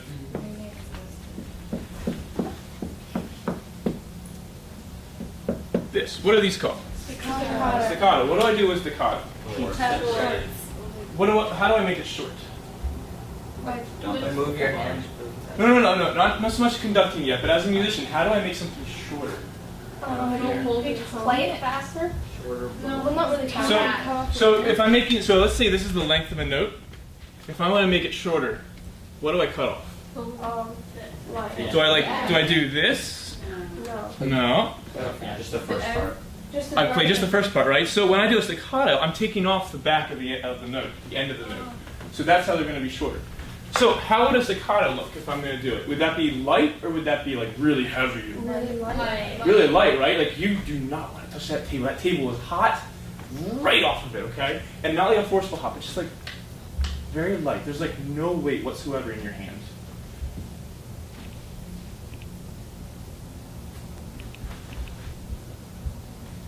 What was that? So you seen? Okay, so let's remember what happens when we start conducting. Like we want to keep our shoulders relaxed, everything relaxed, muscles really loose, nothing tenses up, right? Especially with staccato. Because look what happens if I try to do staccato with tense muscles. It looks awkward, right? So just keep everything loose. Good.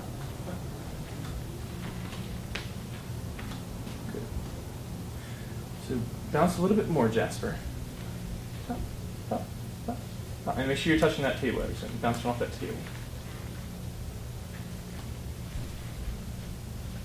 Good, Daniel. Make sure you have the 4 pattern. 1, down, up, down, in.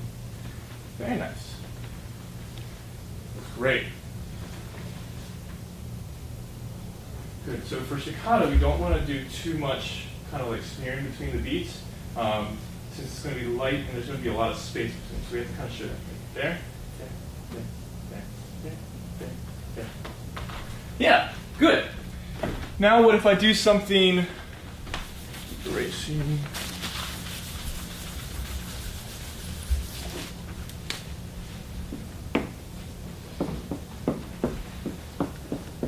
Like this. What's that going to sound like? So it's slurred. Dennis, you used it earlier. Longer. Also starts with an L. Legato.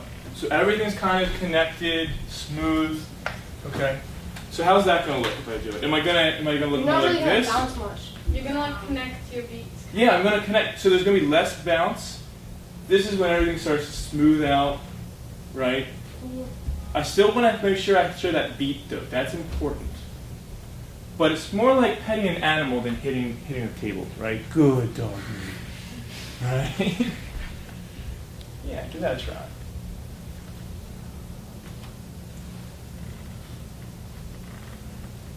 There's a little less bounce.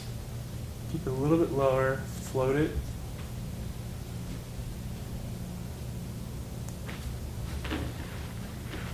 Don't over schmooze it, right? So basically what we're doing by not bouncing, I don't have to move fast to the next note at any point, okay? Just kind of on and off the table. I can kind of lay there for a minute. Okay. Good. And make sure you're not doing too much of this. Keep the hands. Good. All right. Good. So now let's go in between these. So let's say that this is A, this is B, and this is C. So if I make a pattern of A for 2 measures, then B for 2 measures, C for 2 measures, then back to A, let's think about how that change has to occur. So if I'm a conductor, and I'm going to try to do this wrong, I'm going to start with this and then go here. So I'm thinking about what the difference is going to be. There's a lot of weight difference. I'm still going to bounce though. So here's A, and then I go to B. So what was strange about that? I tried to do it wrong. Yeah? Oh, strange about it. Strange about that, yeah. Yeah, Danielle? The A had a lot of bounce while B had really little bounce. Good, okay. The first note of B was still in the cell of A. Yeah, I didn't really tell people what was about to happen, right? Like if you're the orchestra, I'm still doing this all the way up until here, right? So where do I have to change? Where do I have to actually change styles? Yeah? I think maybe you have to try to find a way to like connect the two types of ways of doing it, you know? A little not bit. Just to be like a straight transition from A to B. You need to kind of connect it to show the orchestra that you're about to make a change. Exactly, I have to communicate that early. That means I have to start communicating it back here on beat 4. So I'm going to do this for 2 measures, then go to B.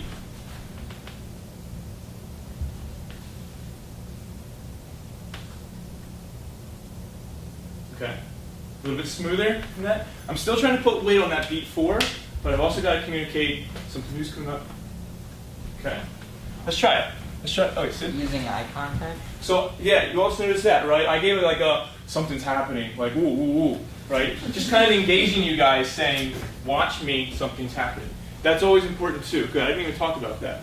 But the eye contact, the eyes getting wider, saying, here it comes. And typically at that point, you're probably looking up anyway because something's about to change. Let's give this a try. Let's go from A, which is this heavy, to B, the staccato, and then C, the legato, and then back to A. See if we can do this all, okay? And I'll give you the tempo so we can all do it together. 2, ready, and. Here comes our change. Now we're going to go legato. And now A again. Yeah, you got it. Good. Very nice. So he starts a pattern, bop, bop, bop, bop, bop, bop. He sets up a little like rhythmic comping pattern, and then the whole rhythm section locks in on it. That can be a way to like start an improvisational section. Do you know what I'm talking about? Has that ever happened before? Yeah. So like that maybe we would say like changing the harmonic rhythm. Harmonic rhythm.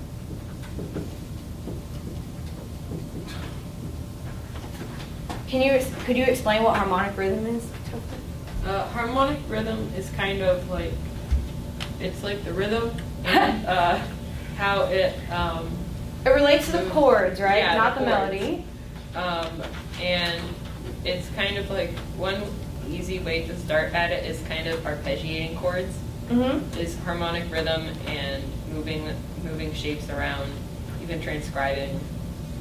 Right. So it really has to do with comping. Mm-hmm. So it's more of a rhythm section thing. And drummers, if one of these comping instruments sets up some kind of clear pattern that they're gonna give a shape to the way the chords are progressing, it's really cool if you can kind of like watch them and pick up on that rhythm and lock in. That's what makes a band really tight. It's when we're all moving at the same speed, going the same place. Singers, we don't have to deal with harmonic rhythm as much, but when you do arrangements and you write songs, it's cool to experiment with that. What about time feel? We've talked a little bit about what time feel is, vocalists. Ty. What do you think time feel is? How the Yeah, it has a lot to do with the groove, bass line. There's style, first of all, which influences the time feel. So my time feel on a bossa is going to be very different than like a medium swing, right? Bossa is going to be like da da da da da da da da da da da da like that. But if I swing it da da da ba ba do ba da da ba do da, very different feel, right? That's super important to know. I picked a Latin tune just because it's easy to hear that straight eighth feel. But it's really fun sometimes when you superimpose an unexpected style or time feel. Do you have your hand up, Topher? No. Oh, you're just gazing at it? Okay. So, let's say, like rhythm section, what if I said, on the second time through the chorus, I want you to go to a double time feel. What's the double time?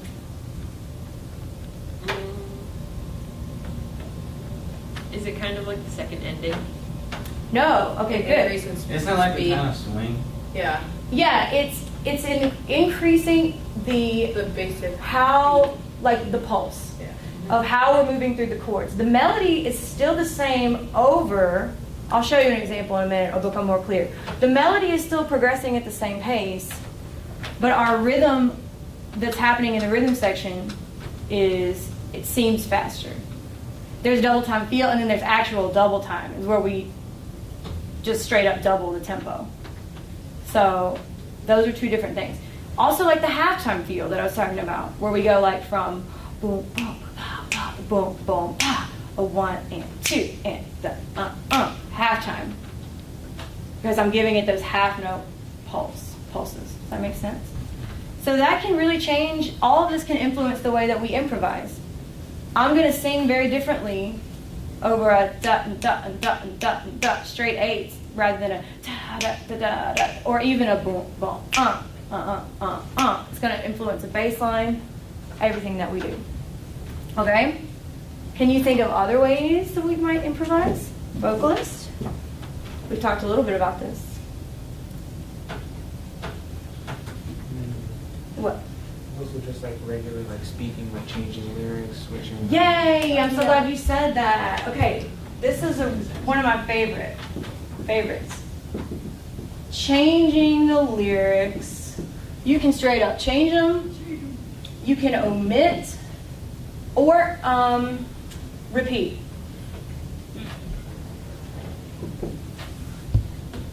Chris, can you think of an example? I mean, like. Chris is my wordsmith, so he knows all about this. I mean, you can just like, if you have a song that you like, you have the whole song set up and you know how the beat's gonna be and you know how it feels, you can maybe switch from just like the regular pattern of the song to more like kind of setting up your like your own variety of lyrics.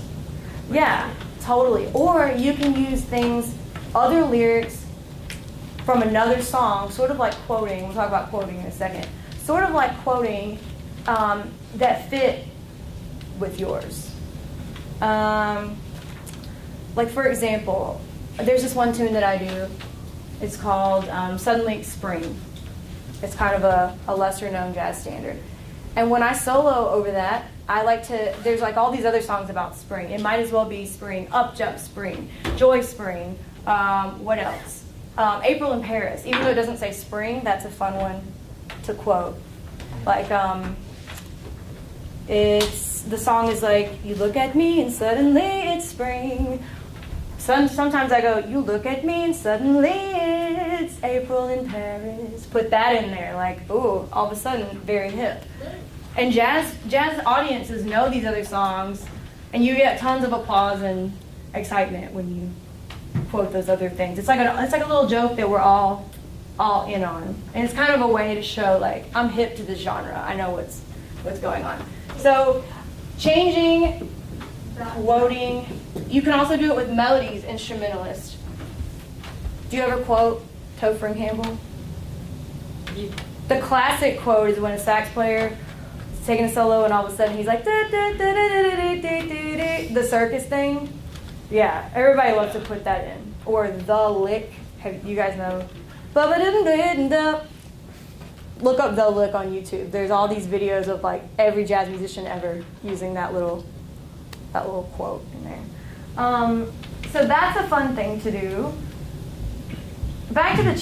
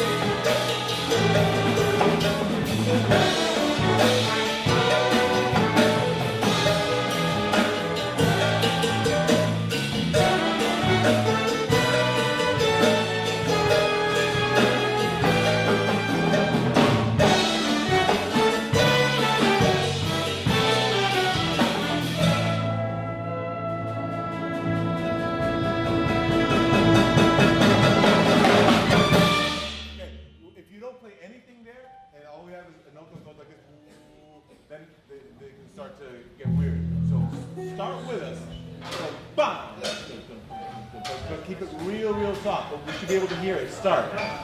Okay? And if it comes to any doubt, then just look at me. I'll go 1, 2, 3, 4, and if I'm wrong, doesn't matter. You're with me.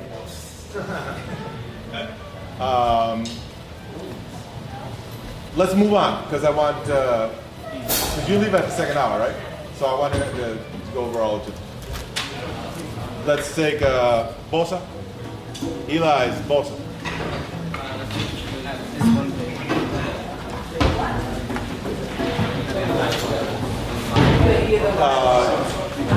Did my guitar people have a chance to take a look at the melody?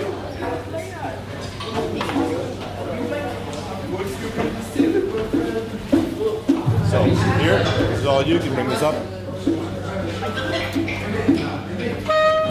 yeah, make sure you're not too high so this you can see you. Okay, ready? Brush it.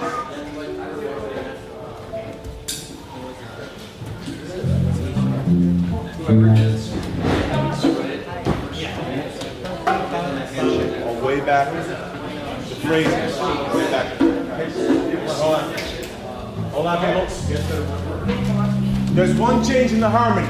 Rhythm section, people. Guitars, piano, and in bar 6, just leave it on the F major chord instead of going to D7 there, okay? Bar 6, you see it? It says D7, right? Yeah. Pencil in F major. 2 bars of F major. Bar 6. Bar 5 and 6 are just 2 bars of F major. It doesn't go to the 6th chord. It's 1, 1, 2, 5. And it doesn't matter if you do that. But what I'm saying is this is going to be another F chord right there, so you don't play the F sharp. Do I like not play a C sharp? No, just, just the harmony is going to change. Okay, let's try it. Here's the subdivisions.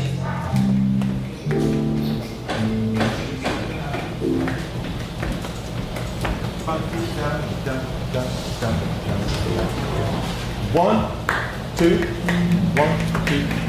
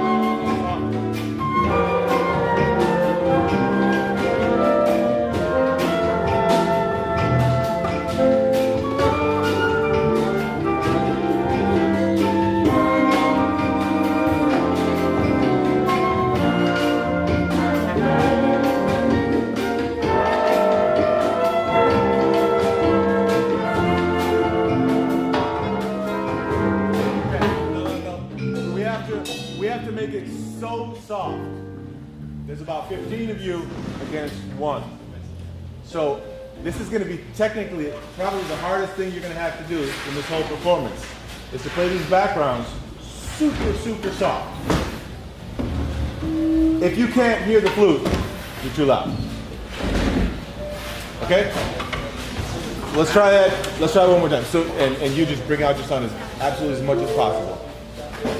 So, guitar, vibes, vibraphone, Eric. Vibraphone, guitar, and piano are helping out on the melody here, right? So you can, and the vibes you can go ba, blah, blah, blah. Let's hear it. Right from the top. 1, super soft, super soft. And make sure your intonation doesn't get weird when you get super soft, right? 1, 2, 1, 2, 3, 4.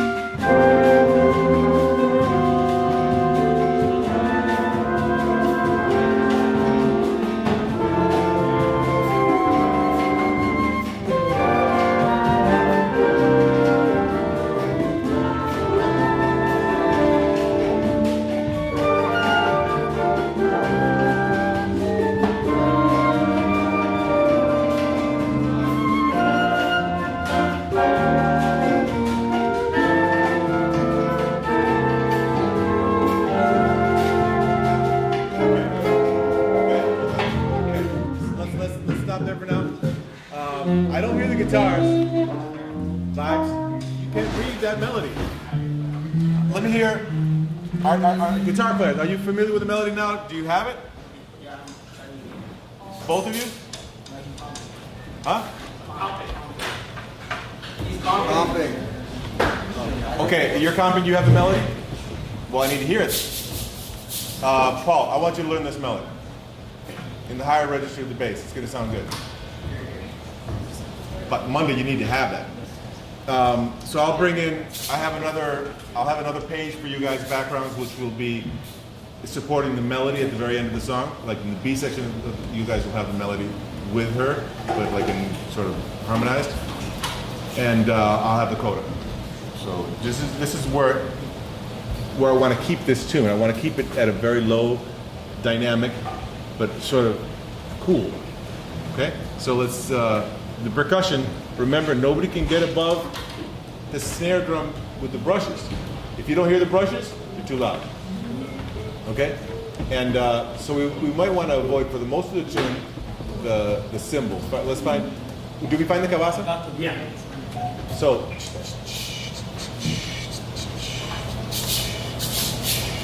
play it. Let me hear, you're imitating what she's doing on the brushes.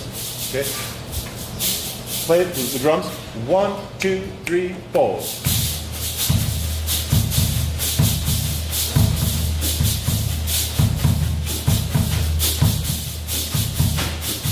Yeah, accent.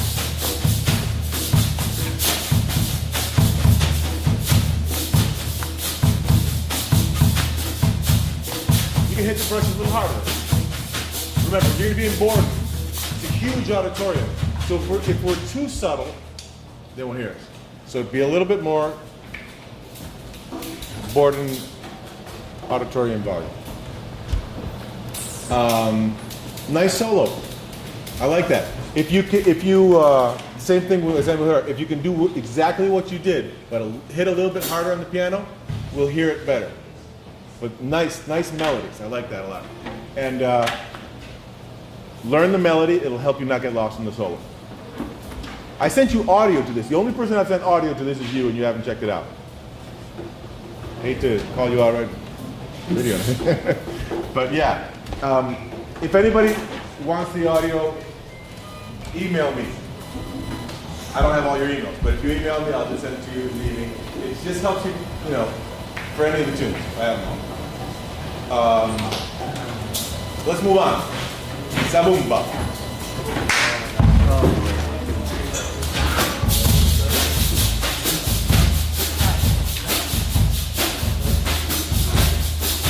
Yeah,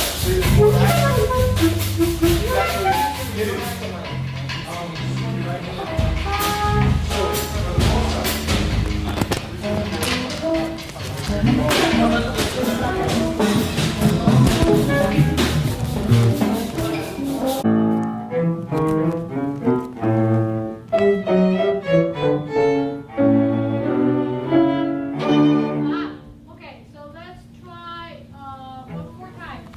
And just the two of you so I can hear the intonation. Okay? Alright?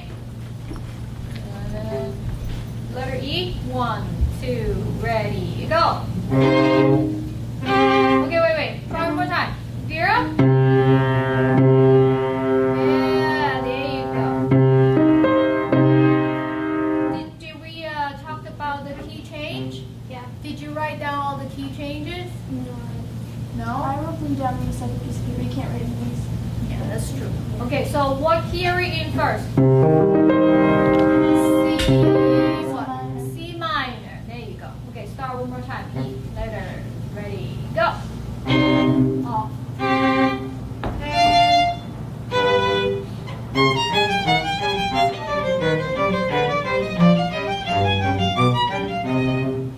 Now key change. Okay, now let's stop here at 133. Vera, play with me. C.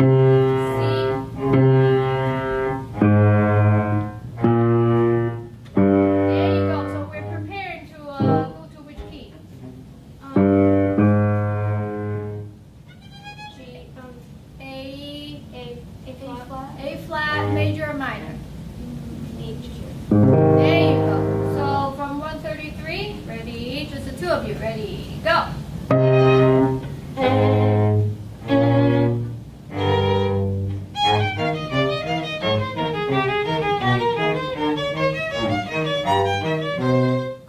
Okay, so in E flat major, we have a D flat, yeah? First, so then we have the E flat here. There you go.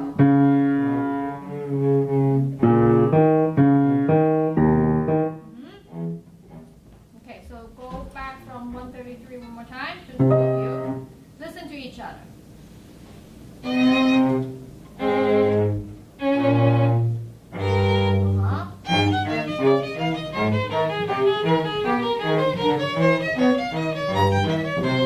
Off. Off.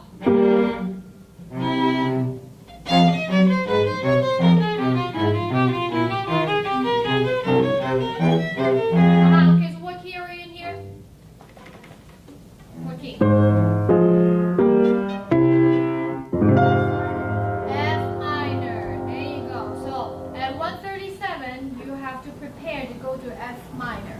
Okay, so in your head, you're thinking, okay, I'm traveling from here, A flat major, to where? F minor. Okay, so 137, one more time. Ready, go.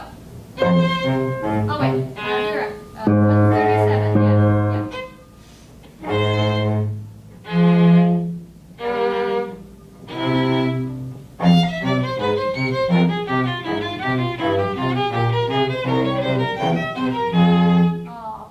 Now change. C minor, yeah, there was 3, 4. 2, 3, 4. Okay, wait, go back. From F, yes. We're in what key are we in now?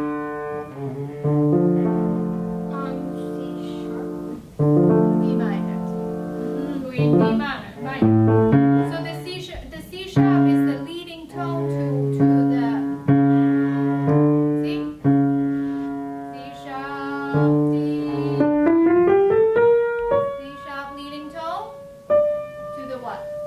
To the D minor tonic. Okay? So F, letter F, ready, go. 2, 3, 4.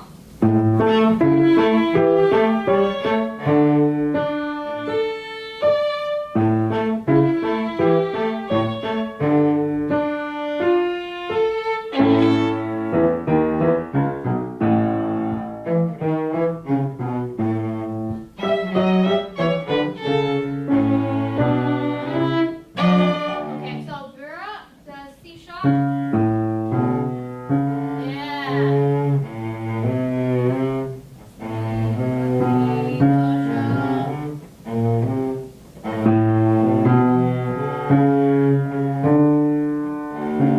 Yeah, so from the C sharp to the D is what?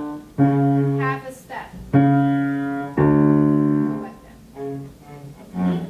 So, can we go from 151? Go from there. Ready, go. There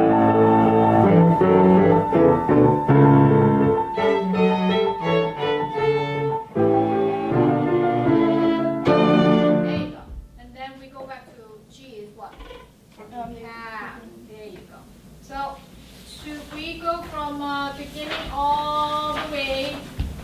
Okay? And the style, of course.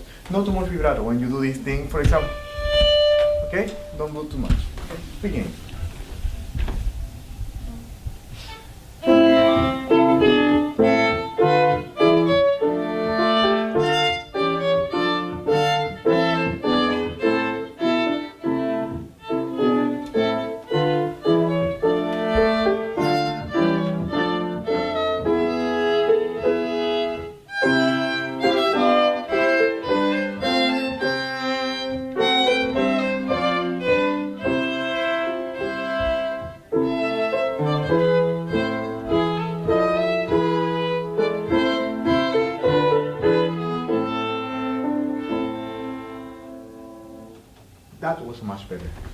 That was much better.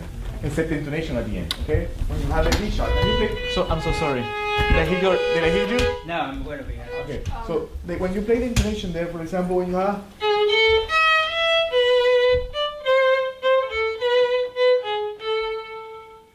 your D sharp was too low.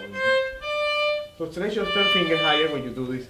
Are we ending up forward? You need very big. For the very last measure, are we ending up Higher. Sometimes you want to be flat on the intonation, okay? Now this time was better, guys. Are we gonna record now? We're recording already. But we have to record everything. Yeah, right. This is just free form. Yeah. Yeah. I thought we were doing like a formal. No. Well, maybe too. Why Yeah, not? right. Maybe that will be selected for the video, for the official video. Yeah, lights, camera, action. Okay, let's do it. Beginning. Wait, once more. Okay, so articulation. So stop the bow.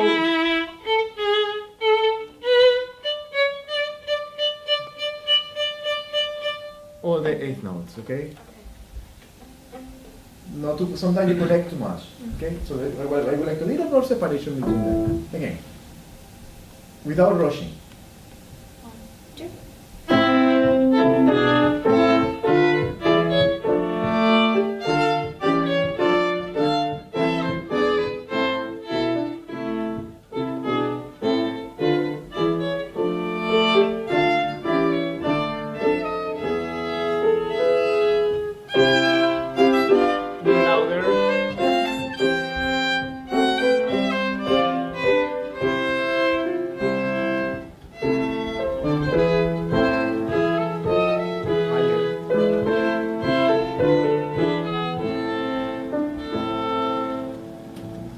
Second movement.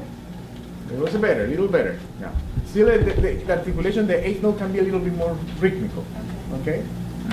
And when you do this part, it can be also you need a louder dynamic. It still sounds like you have piano.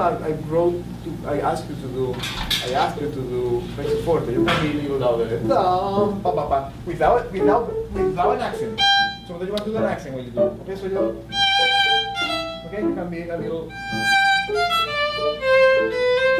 Yeah, a little brighter, yes. Okay, a little brighter.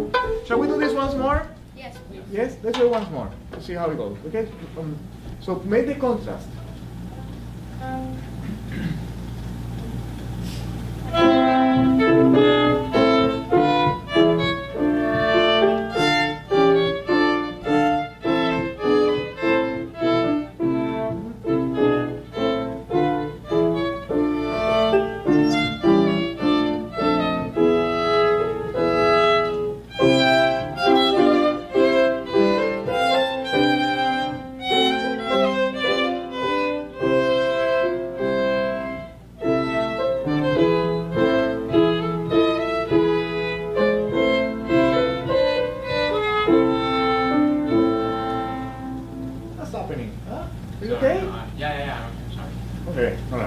Okay, so this is a good warm-up actually for a concert, and when you have a camera, you have under the pressure, so you can see what is happening in your individual parts. Okay, so I suggest you definitely practice during the week and make sure that you know the parts really well for the concert. Okay, second movement, please. Have some happiness now. Okay, and energy. Yes.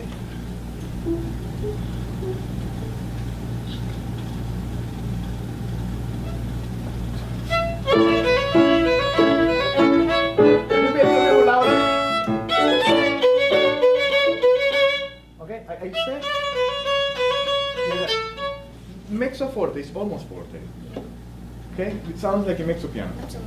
So more, and a little faster. Pum pum, lively tempo. Yes. True.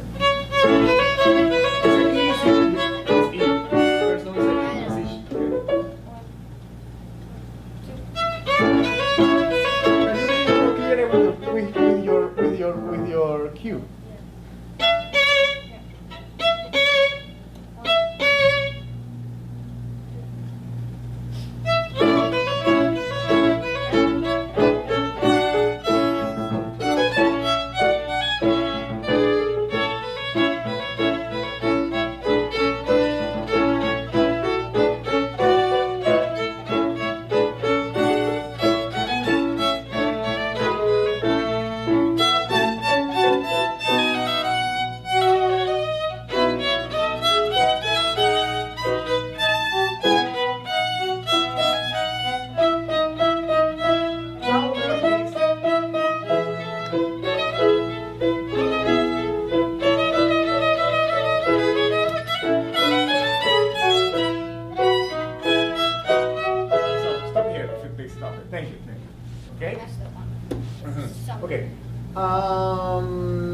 In here also you slow down sometimes. Just let's go and more contact with the string, okay? So you don't slow down. Also, can I listen only to the viola and the piano? I want you to guys to match better the length of the notes, okay? I feel that you have a different, we're having a different articulation here. We should all have the same. Yeah? Can we do only this? Yeah? Come on. Yeah, from the beginning. Bum, bum. Okay. 1, 2, 3, and. Without you.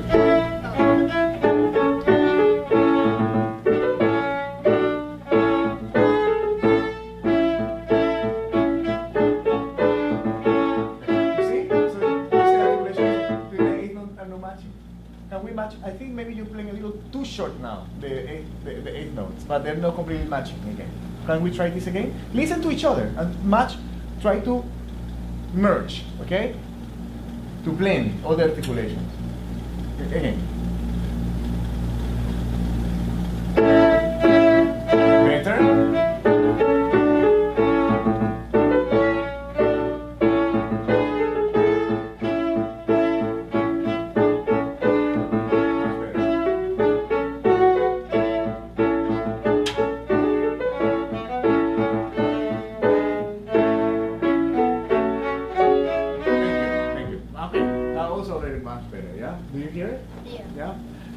Be careful with your intonation, sometimes you want to go too flat, okay, with the left hand. Now, can we do the same now? Violin and piano, please. Okay, thank you. Violin and piano, please. So we match the same thing. Yeah, the melody will form the chords for sure. Can you play it? Yeah. Or if you want to switch so I can.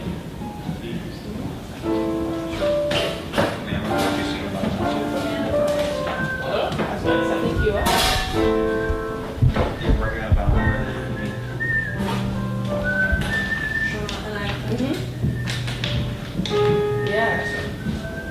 Yeah, so what might go on that?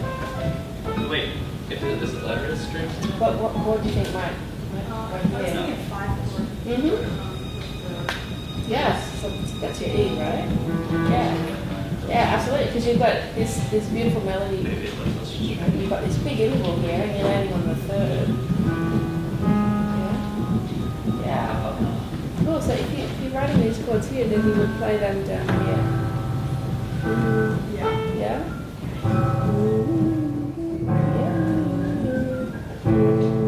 Yeah. Is that right?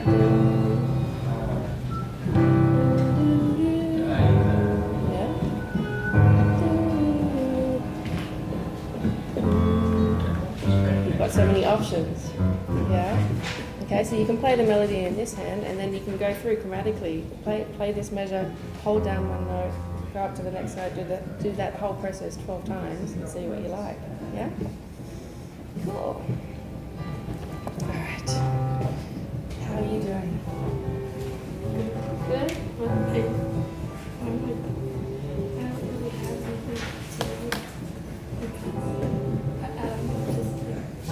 You don't have anything. You can write something short. Yeah? Excellent. When I'm just looking at that, I see a lot of notes, but I don't see a lot of breaths. Yeah. Yeah. Right? And to me, like having a rest, it gives it like a framework. Right? So you've got so you play a phrase, and then the ear can sort of digest it in a way. And then if you repeat it, then it tends to remember it a little bit more. Yeah? So what you're getting called.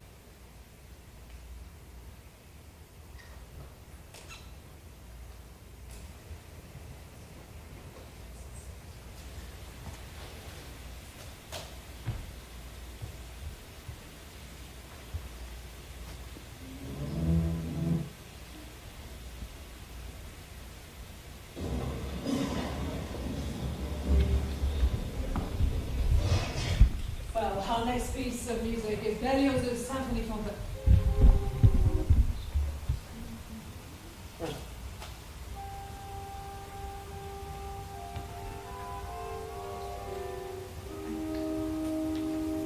Okay, hi everybody.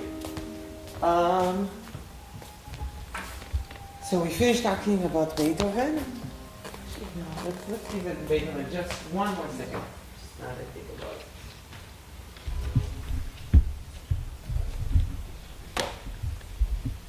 Beethoven 9. That's a symphony that we should talk about it for a few seconds. Who knows Beethoven 9th symphony, his last symphony? What's special about this symphony? Who can tell me what's special about it? Yeah. Yes, there's a choir and there are soloists. Okay, so the last one is very important. Now, Beethoven 9th is such a famous symphony. It has Ode to Joy. You all know it, right? Ode to Joy. Does anyone remember Ode to Joy when they were kids?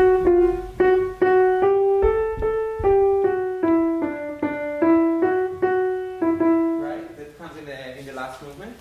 And the symphony is just magnificent. And it's a very long symphony. It's one of the longest. At a time, I think it was definitely one of the longest. It was that long that many years ago, when they produced the first CD, they had the big records, but when they designed the first CD, they had to decide what should be the length of the CD. Should it be 60 minutes disc, or maybe should it be 80 minutes? And they decided 72 minutes. And do you know how they decided it should be 72 minutes? They took the recording of Berlin Philharmonic with Herbert von Karajan. That's their music director for many, many years. One of the best recordings. It was exactly 72 minutes of that symphony, of Beethoven 9. Because they said, we should be able to fit the entire symphony in one CD. We don't want several CDs. So that's how Sony, like more than 30 years ago, decided that a normal CD should be 72 minutes. Because of Beethoven 9. Because back in the day, classical music was one of the most important things that they sold on CDs. Things have changed a little bit since. But 72 minutes, that's the length of a normal CD, by the way. Let's listen just for a second. Wow, that's a wonderful recording.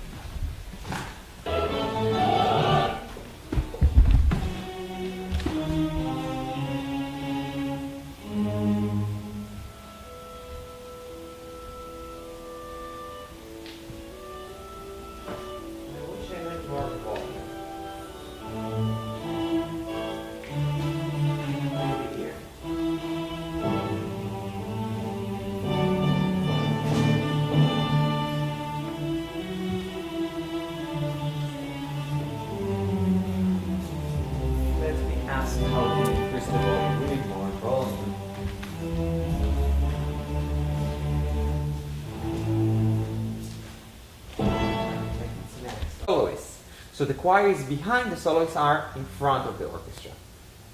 Nowadays, either they just sit there the entire time or they enter just before their movement.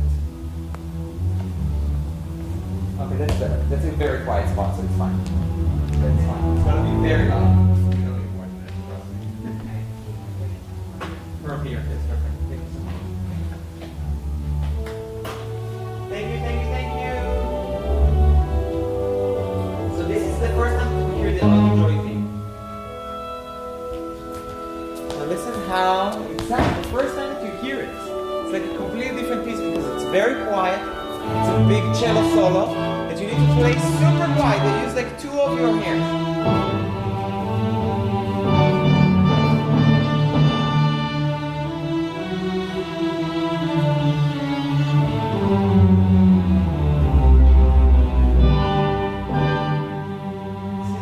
Waiting there for your chance.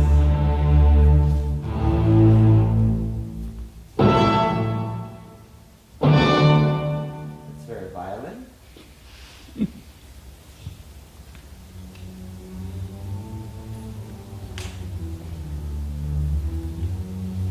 See, just lets them play it. Because it's only that section. He just gave them the tempo, just lets them play it. Cellos and basses. That's not the Ode to Joy that you usually know. It's very quiet, very legato. Right? Now, the cello is going to accompany what we say a counterpoint, and the bassoon is going to get the line. So you'll see how, again, Beethoven is taking a beautiful melody, makes a counterpoint melody for it. Not just like, oh, background accompaniment. No, like a beautiful line. One of the best lines in music.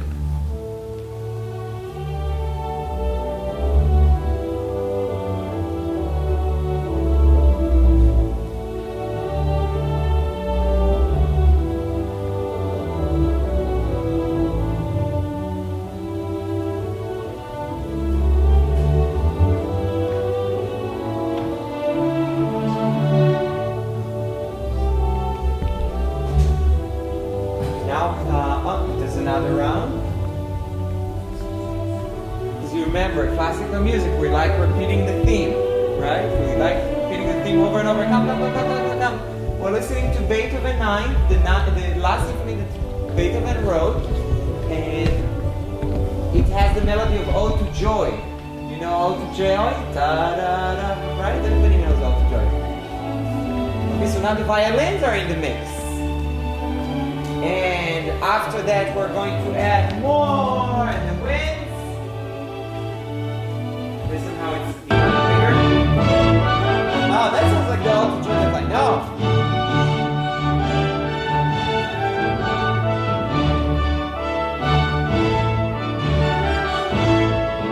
So again, in the classical tradition, we have one section, it's only the orchestra, and then we do the next section again. Choir. You want to sit with the choir? Let's sit with the choir.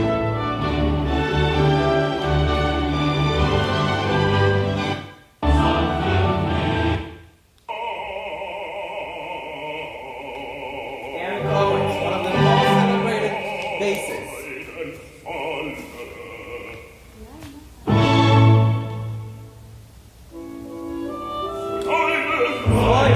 חברים, our friends.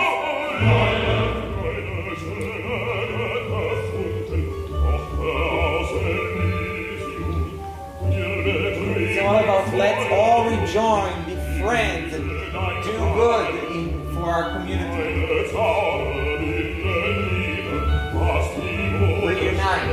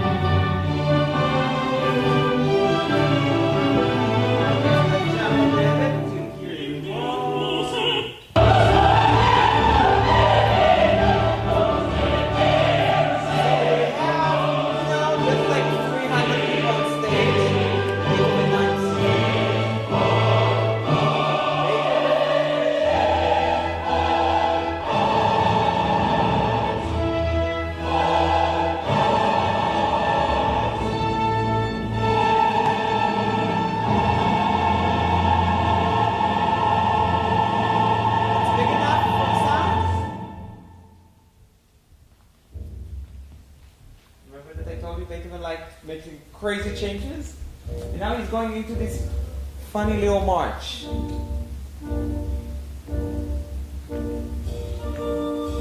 Here's the piccolo and solo. After everybody were performing together, it's like, oh, this is time for piccolo. That's Beethoven. Big changes. And this is a variation on the theme, right? Dun, da, da, da, da, da. This is Ode to Joy, just in a dollar variation. So much until it explodes.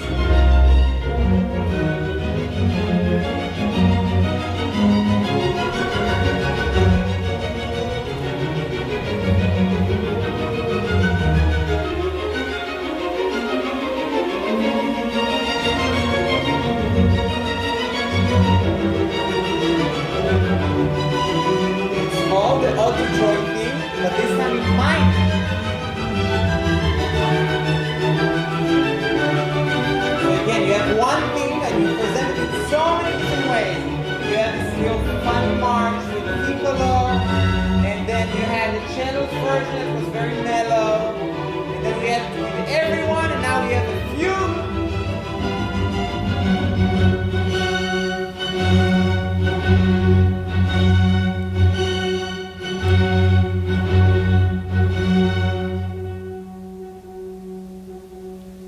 Oh, it's calming down, right? It's gonna relax now, right? Because Beethoven likes relaxing. Do you think it's gonna relax really? No. Prepare your ears. Mood changes. Now listen to the string. It's not the same rhythm as before. Much more complex than 6. 1, 2, 3, 1, 2, 3, 1, 2, 3, 1, 2, 3, 1, 2, 3, 1, 2, 3, 1, 2, 3, 1, 2, 3. One of the most fun pieces to play, trust me. Play to sing.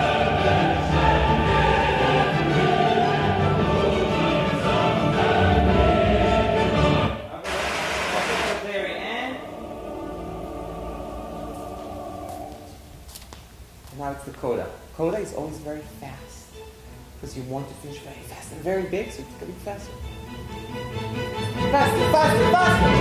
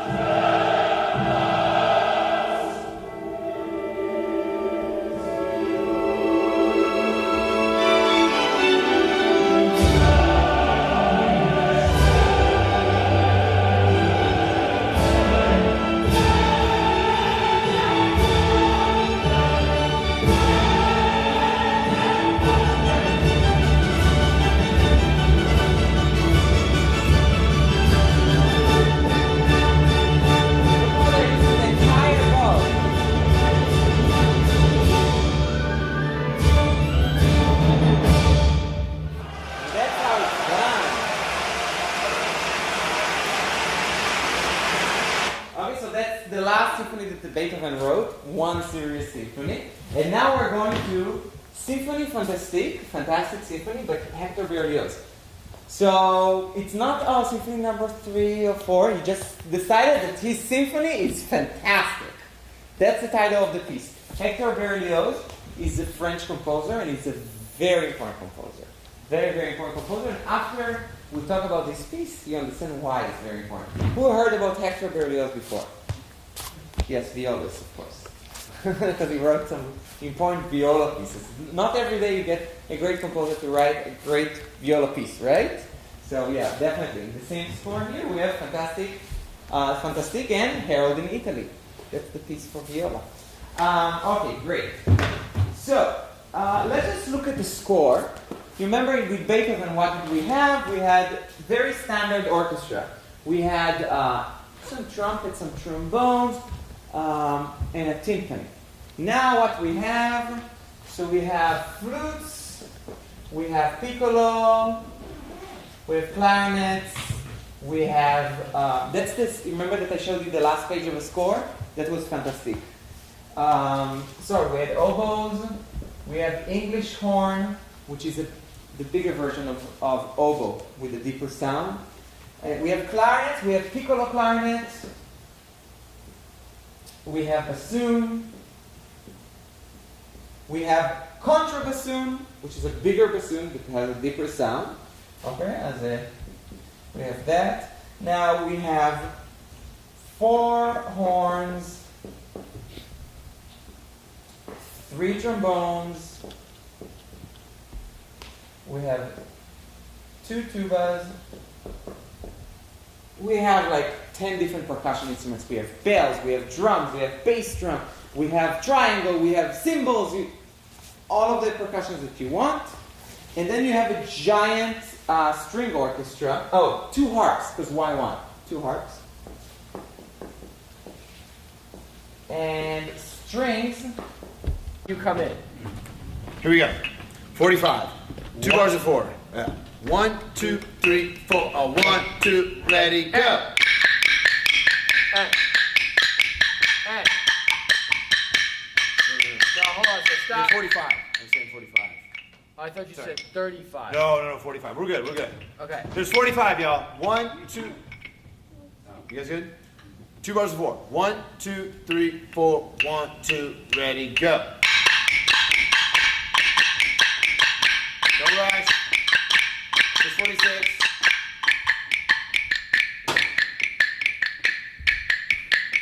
And 1, 2, 3, 4. Stop. Resting position, everybody. One more question for the group. One more question for the group. I almost see everybody in resting position. Almost. So everyone sit down. Another question for the group. If I'm playing a gig with somebody, sit up straight. If I'm playing a gig with somebody and like say the saxophone player messes up and I go hit a cymbal at him, how do you think the saxophonist would interpret that? By a show of hands, who can tell me? Let me get a volunteer. You think like Go ahead. it's kind of distracting. Yeah, and how does it feel? Like, put yourself in someone's kinda shoes. Say, listen. Say you're the saxophone player and you're like a little nervous and you mess up and the drummer like hits a crash at you and makes a funny face. How would you feel as the saxophone player? How would you feel, Gibson? Upset. I asked Gibson. Go ahead. Well, that wouldn't be helping much because like that wouldn't help. If that was me, that wouldn't help me like want to play. It would help you? They said it wouldn't help. It wouldn't help you. To like want to play another note or stuff. How would you feel, Elizabeth? I don't know, embarrassed. Yeah, so I want us all to be supportive here. You know, like if I kind of get on you a little bit, I'm still trying to be supportive. It's all like for the greater cause. Anything that any of us say to you is all to help you be better. Yeah, but so my point is if someone messes up, like say, hey, we're at 45 or whatever, but don't like hit the claves and make them feel even worse, And okay? smash the music. That was an accident. That was not intended to. I'm not even calling anyone out here. It's just like, I just want to like throw that out there because it's a common thing that happens. And I know it's happened to me when I was playing drums and it doesn't make me feel good. So it's just along the lines of fostering like a community attitude. Make sense? Yeah, There's 45. We're all a team. Yeah. We're on the same team. There's no I individual in this team. Yeah. We are all a huge team of 9 people, right? So we want to foster that attitude, not like I'm gonna show you what. And I know it was a mistake, but it was super distracting. Here we go. Here's 45. 2 bars of 4. 1, 2, 3, 4. 1, 2, 3, 4.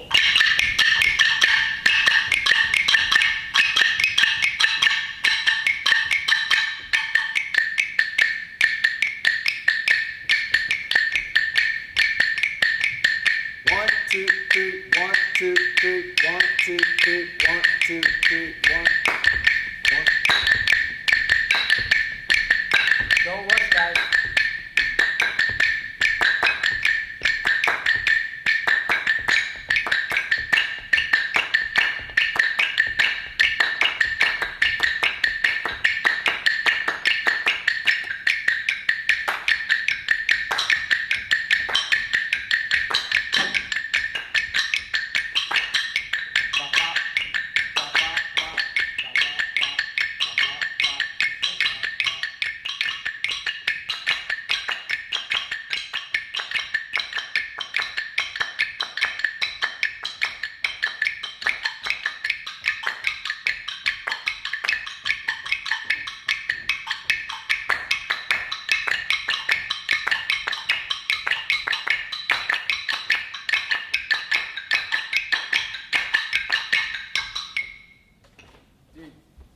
Resting position. You guys did very well. Very well. This is hard. It's very hard. I know, but you really got to focus on where you are. Here's what we're going to do, just for fun, because this is the trickiest part. We're all going to clap like we're player 4, starting at measure 52. Here we go. I'll give you 2 bars of 3.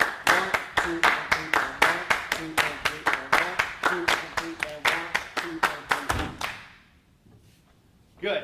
Anyone have any questions about this? This is confusing. Questions? Carrie, I clapped your part so you could hear it. And make sure everybody, because I was looking around, people weren't looking at the music, and they made mistakes because of it. So I want when We're gonna go stop, and we're gonna go on. Okay? Can we do the okay? Sorry, what measure was that? Last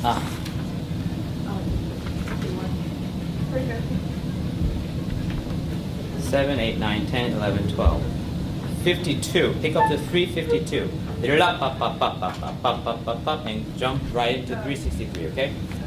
Can I hear this? 1, 2. 1, 2.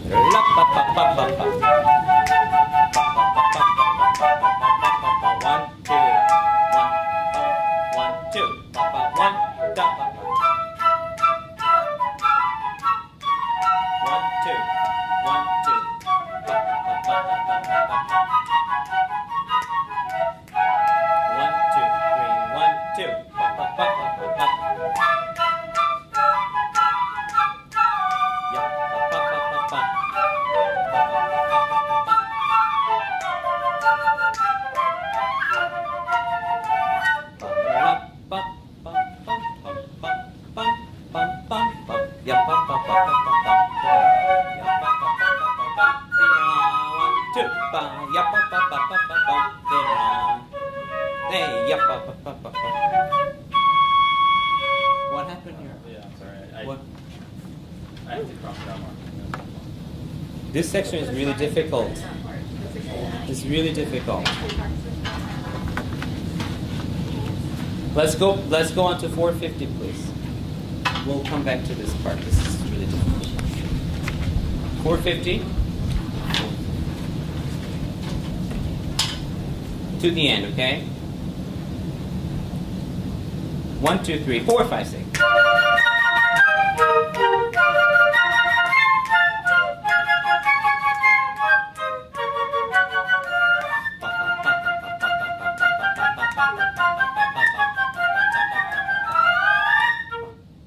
Really?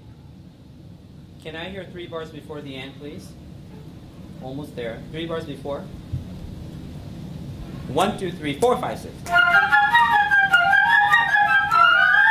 Yeah, I knew that. Second flutes, you're not doing the right job. Once again, second flutes, please. 3 bars before. 1, 2, 3, 4, 5, 6. Yeah, it's not good. 1, 2, 3, 3 bars before.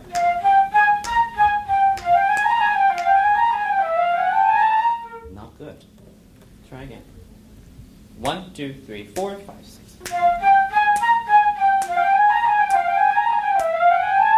3 bars before everybody, please, to the end. 1, 2, 3, 4, 5, 6.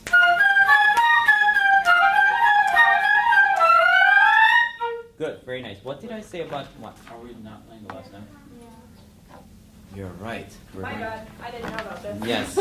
So we're going ba-da-da-da-da-dum, bum bum bum. We talked about this, right? Ah, yes. Wait, what? Right, because we're going into part 3 Yes. right away. Can we try this? Last two bar. Ba-da-da-da-da-dum, bum bum bum. Try that. Third part. Everybody has third part ready? Okay. Last two bar, and we go right into I Feel Pretty, yeah? 1, 2, 3, 4. Bum bum bum. Da, da, da, da, da. Do it again, one more time. We'll be fine. We'll be fine after that, okay? Let's try this. Same spot. 1, 2, 3, 4, 5, 6. Bum bum bum. Bum bum bum. Go on.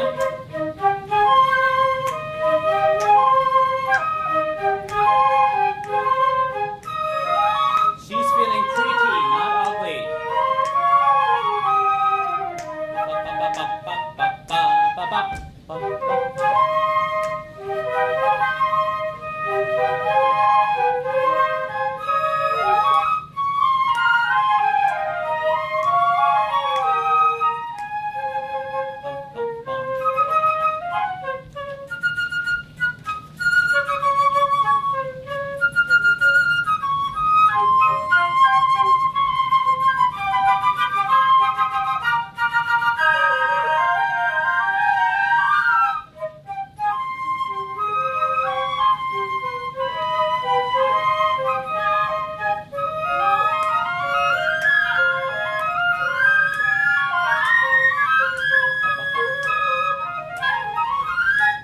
Good.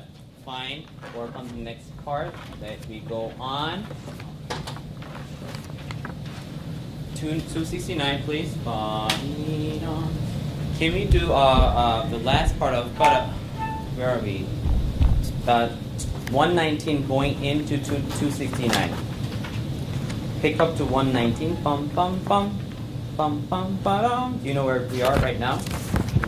Yes, bar 119, and we're gonna go to the end of the piece and go to the 269. I'll conduct for everybody. Ready? Arms up. Thank you.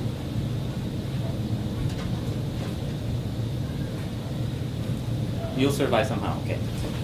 Sorry, we can't get everybody on the boat.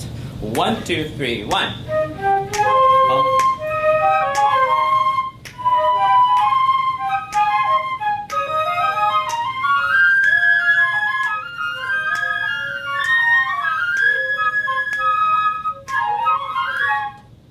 1.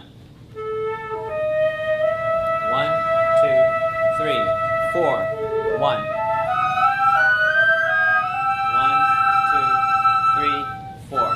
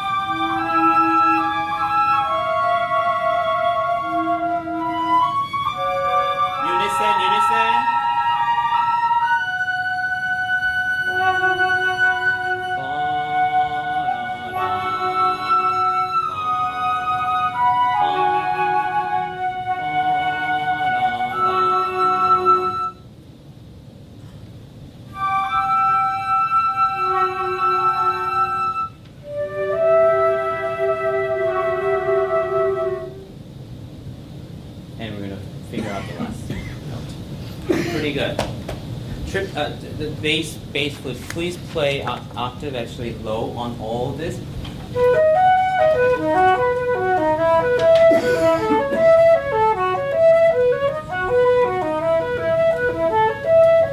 Yes? Yeah. Yeah. What time is it? 3:45. Oh. We're late. 7 to 9 p.m. We hope all of you who are late campers to come. You do need to leave at 9 o'clock. You cannot wear any dress, it's only for us. And I think people will ask me about the dress code. It's not formal wear.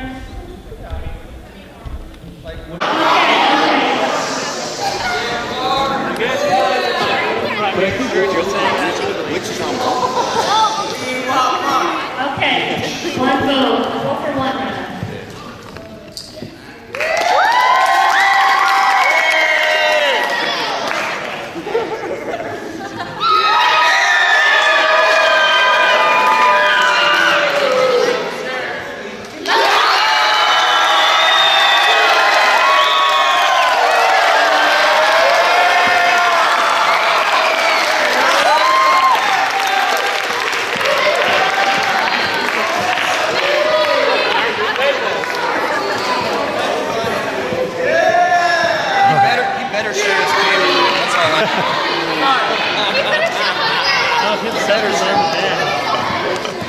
But he didn't show us that.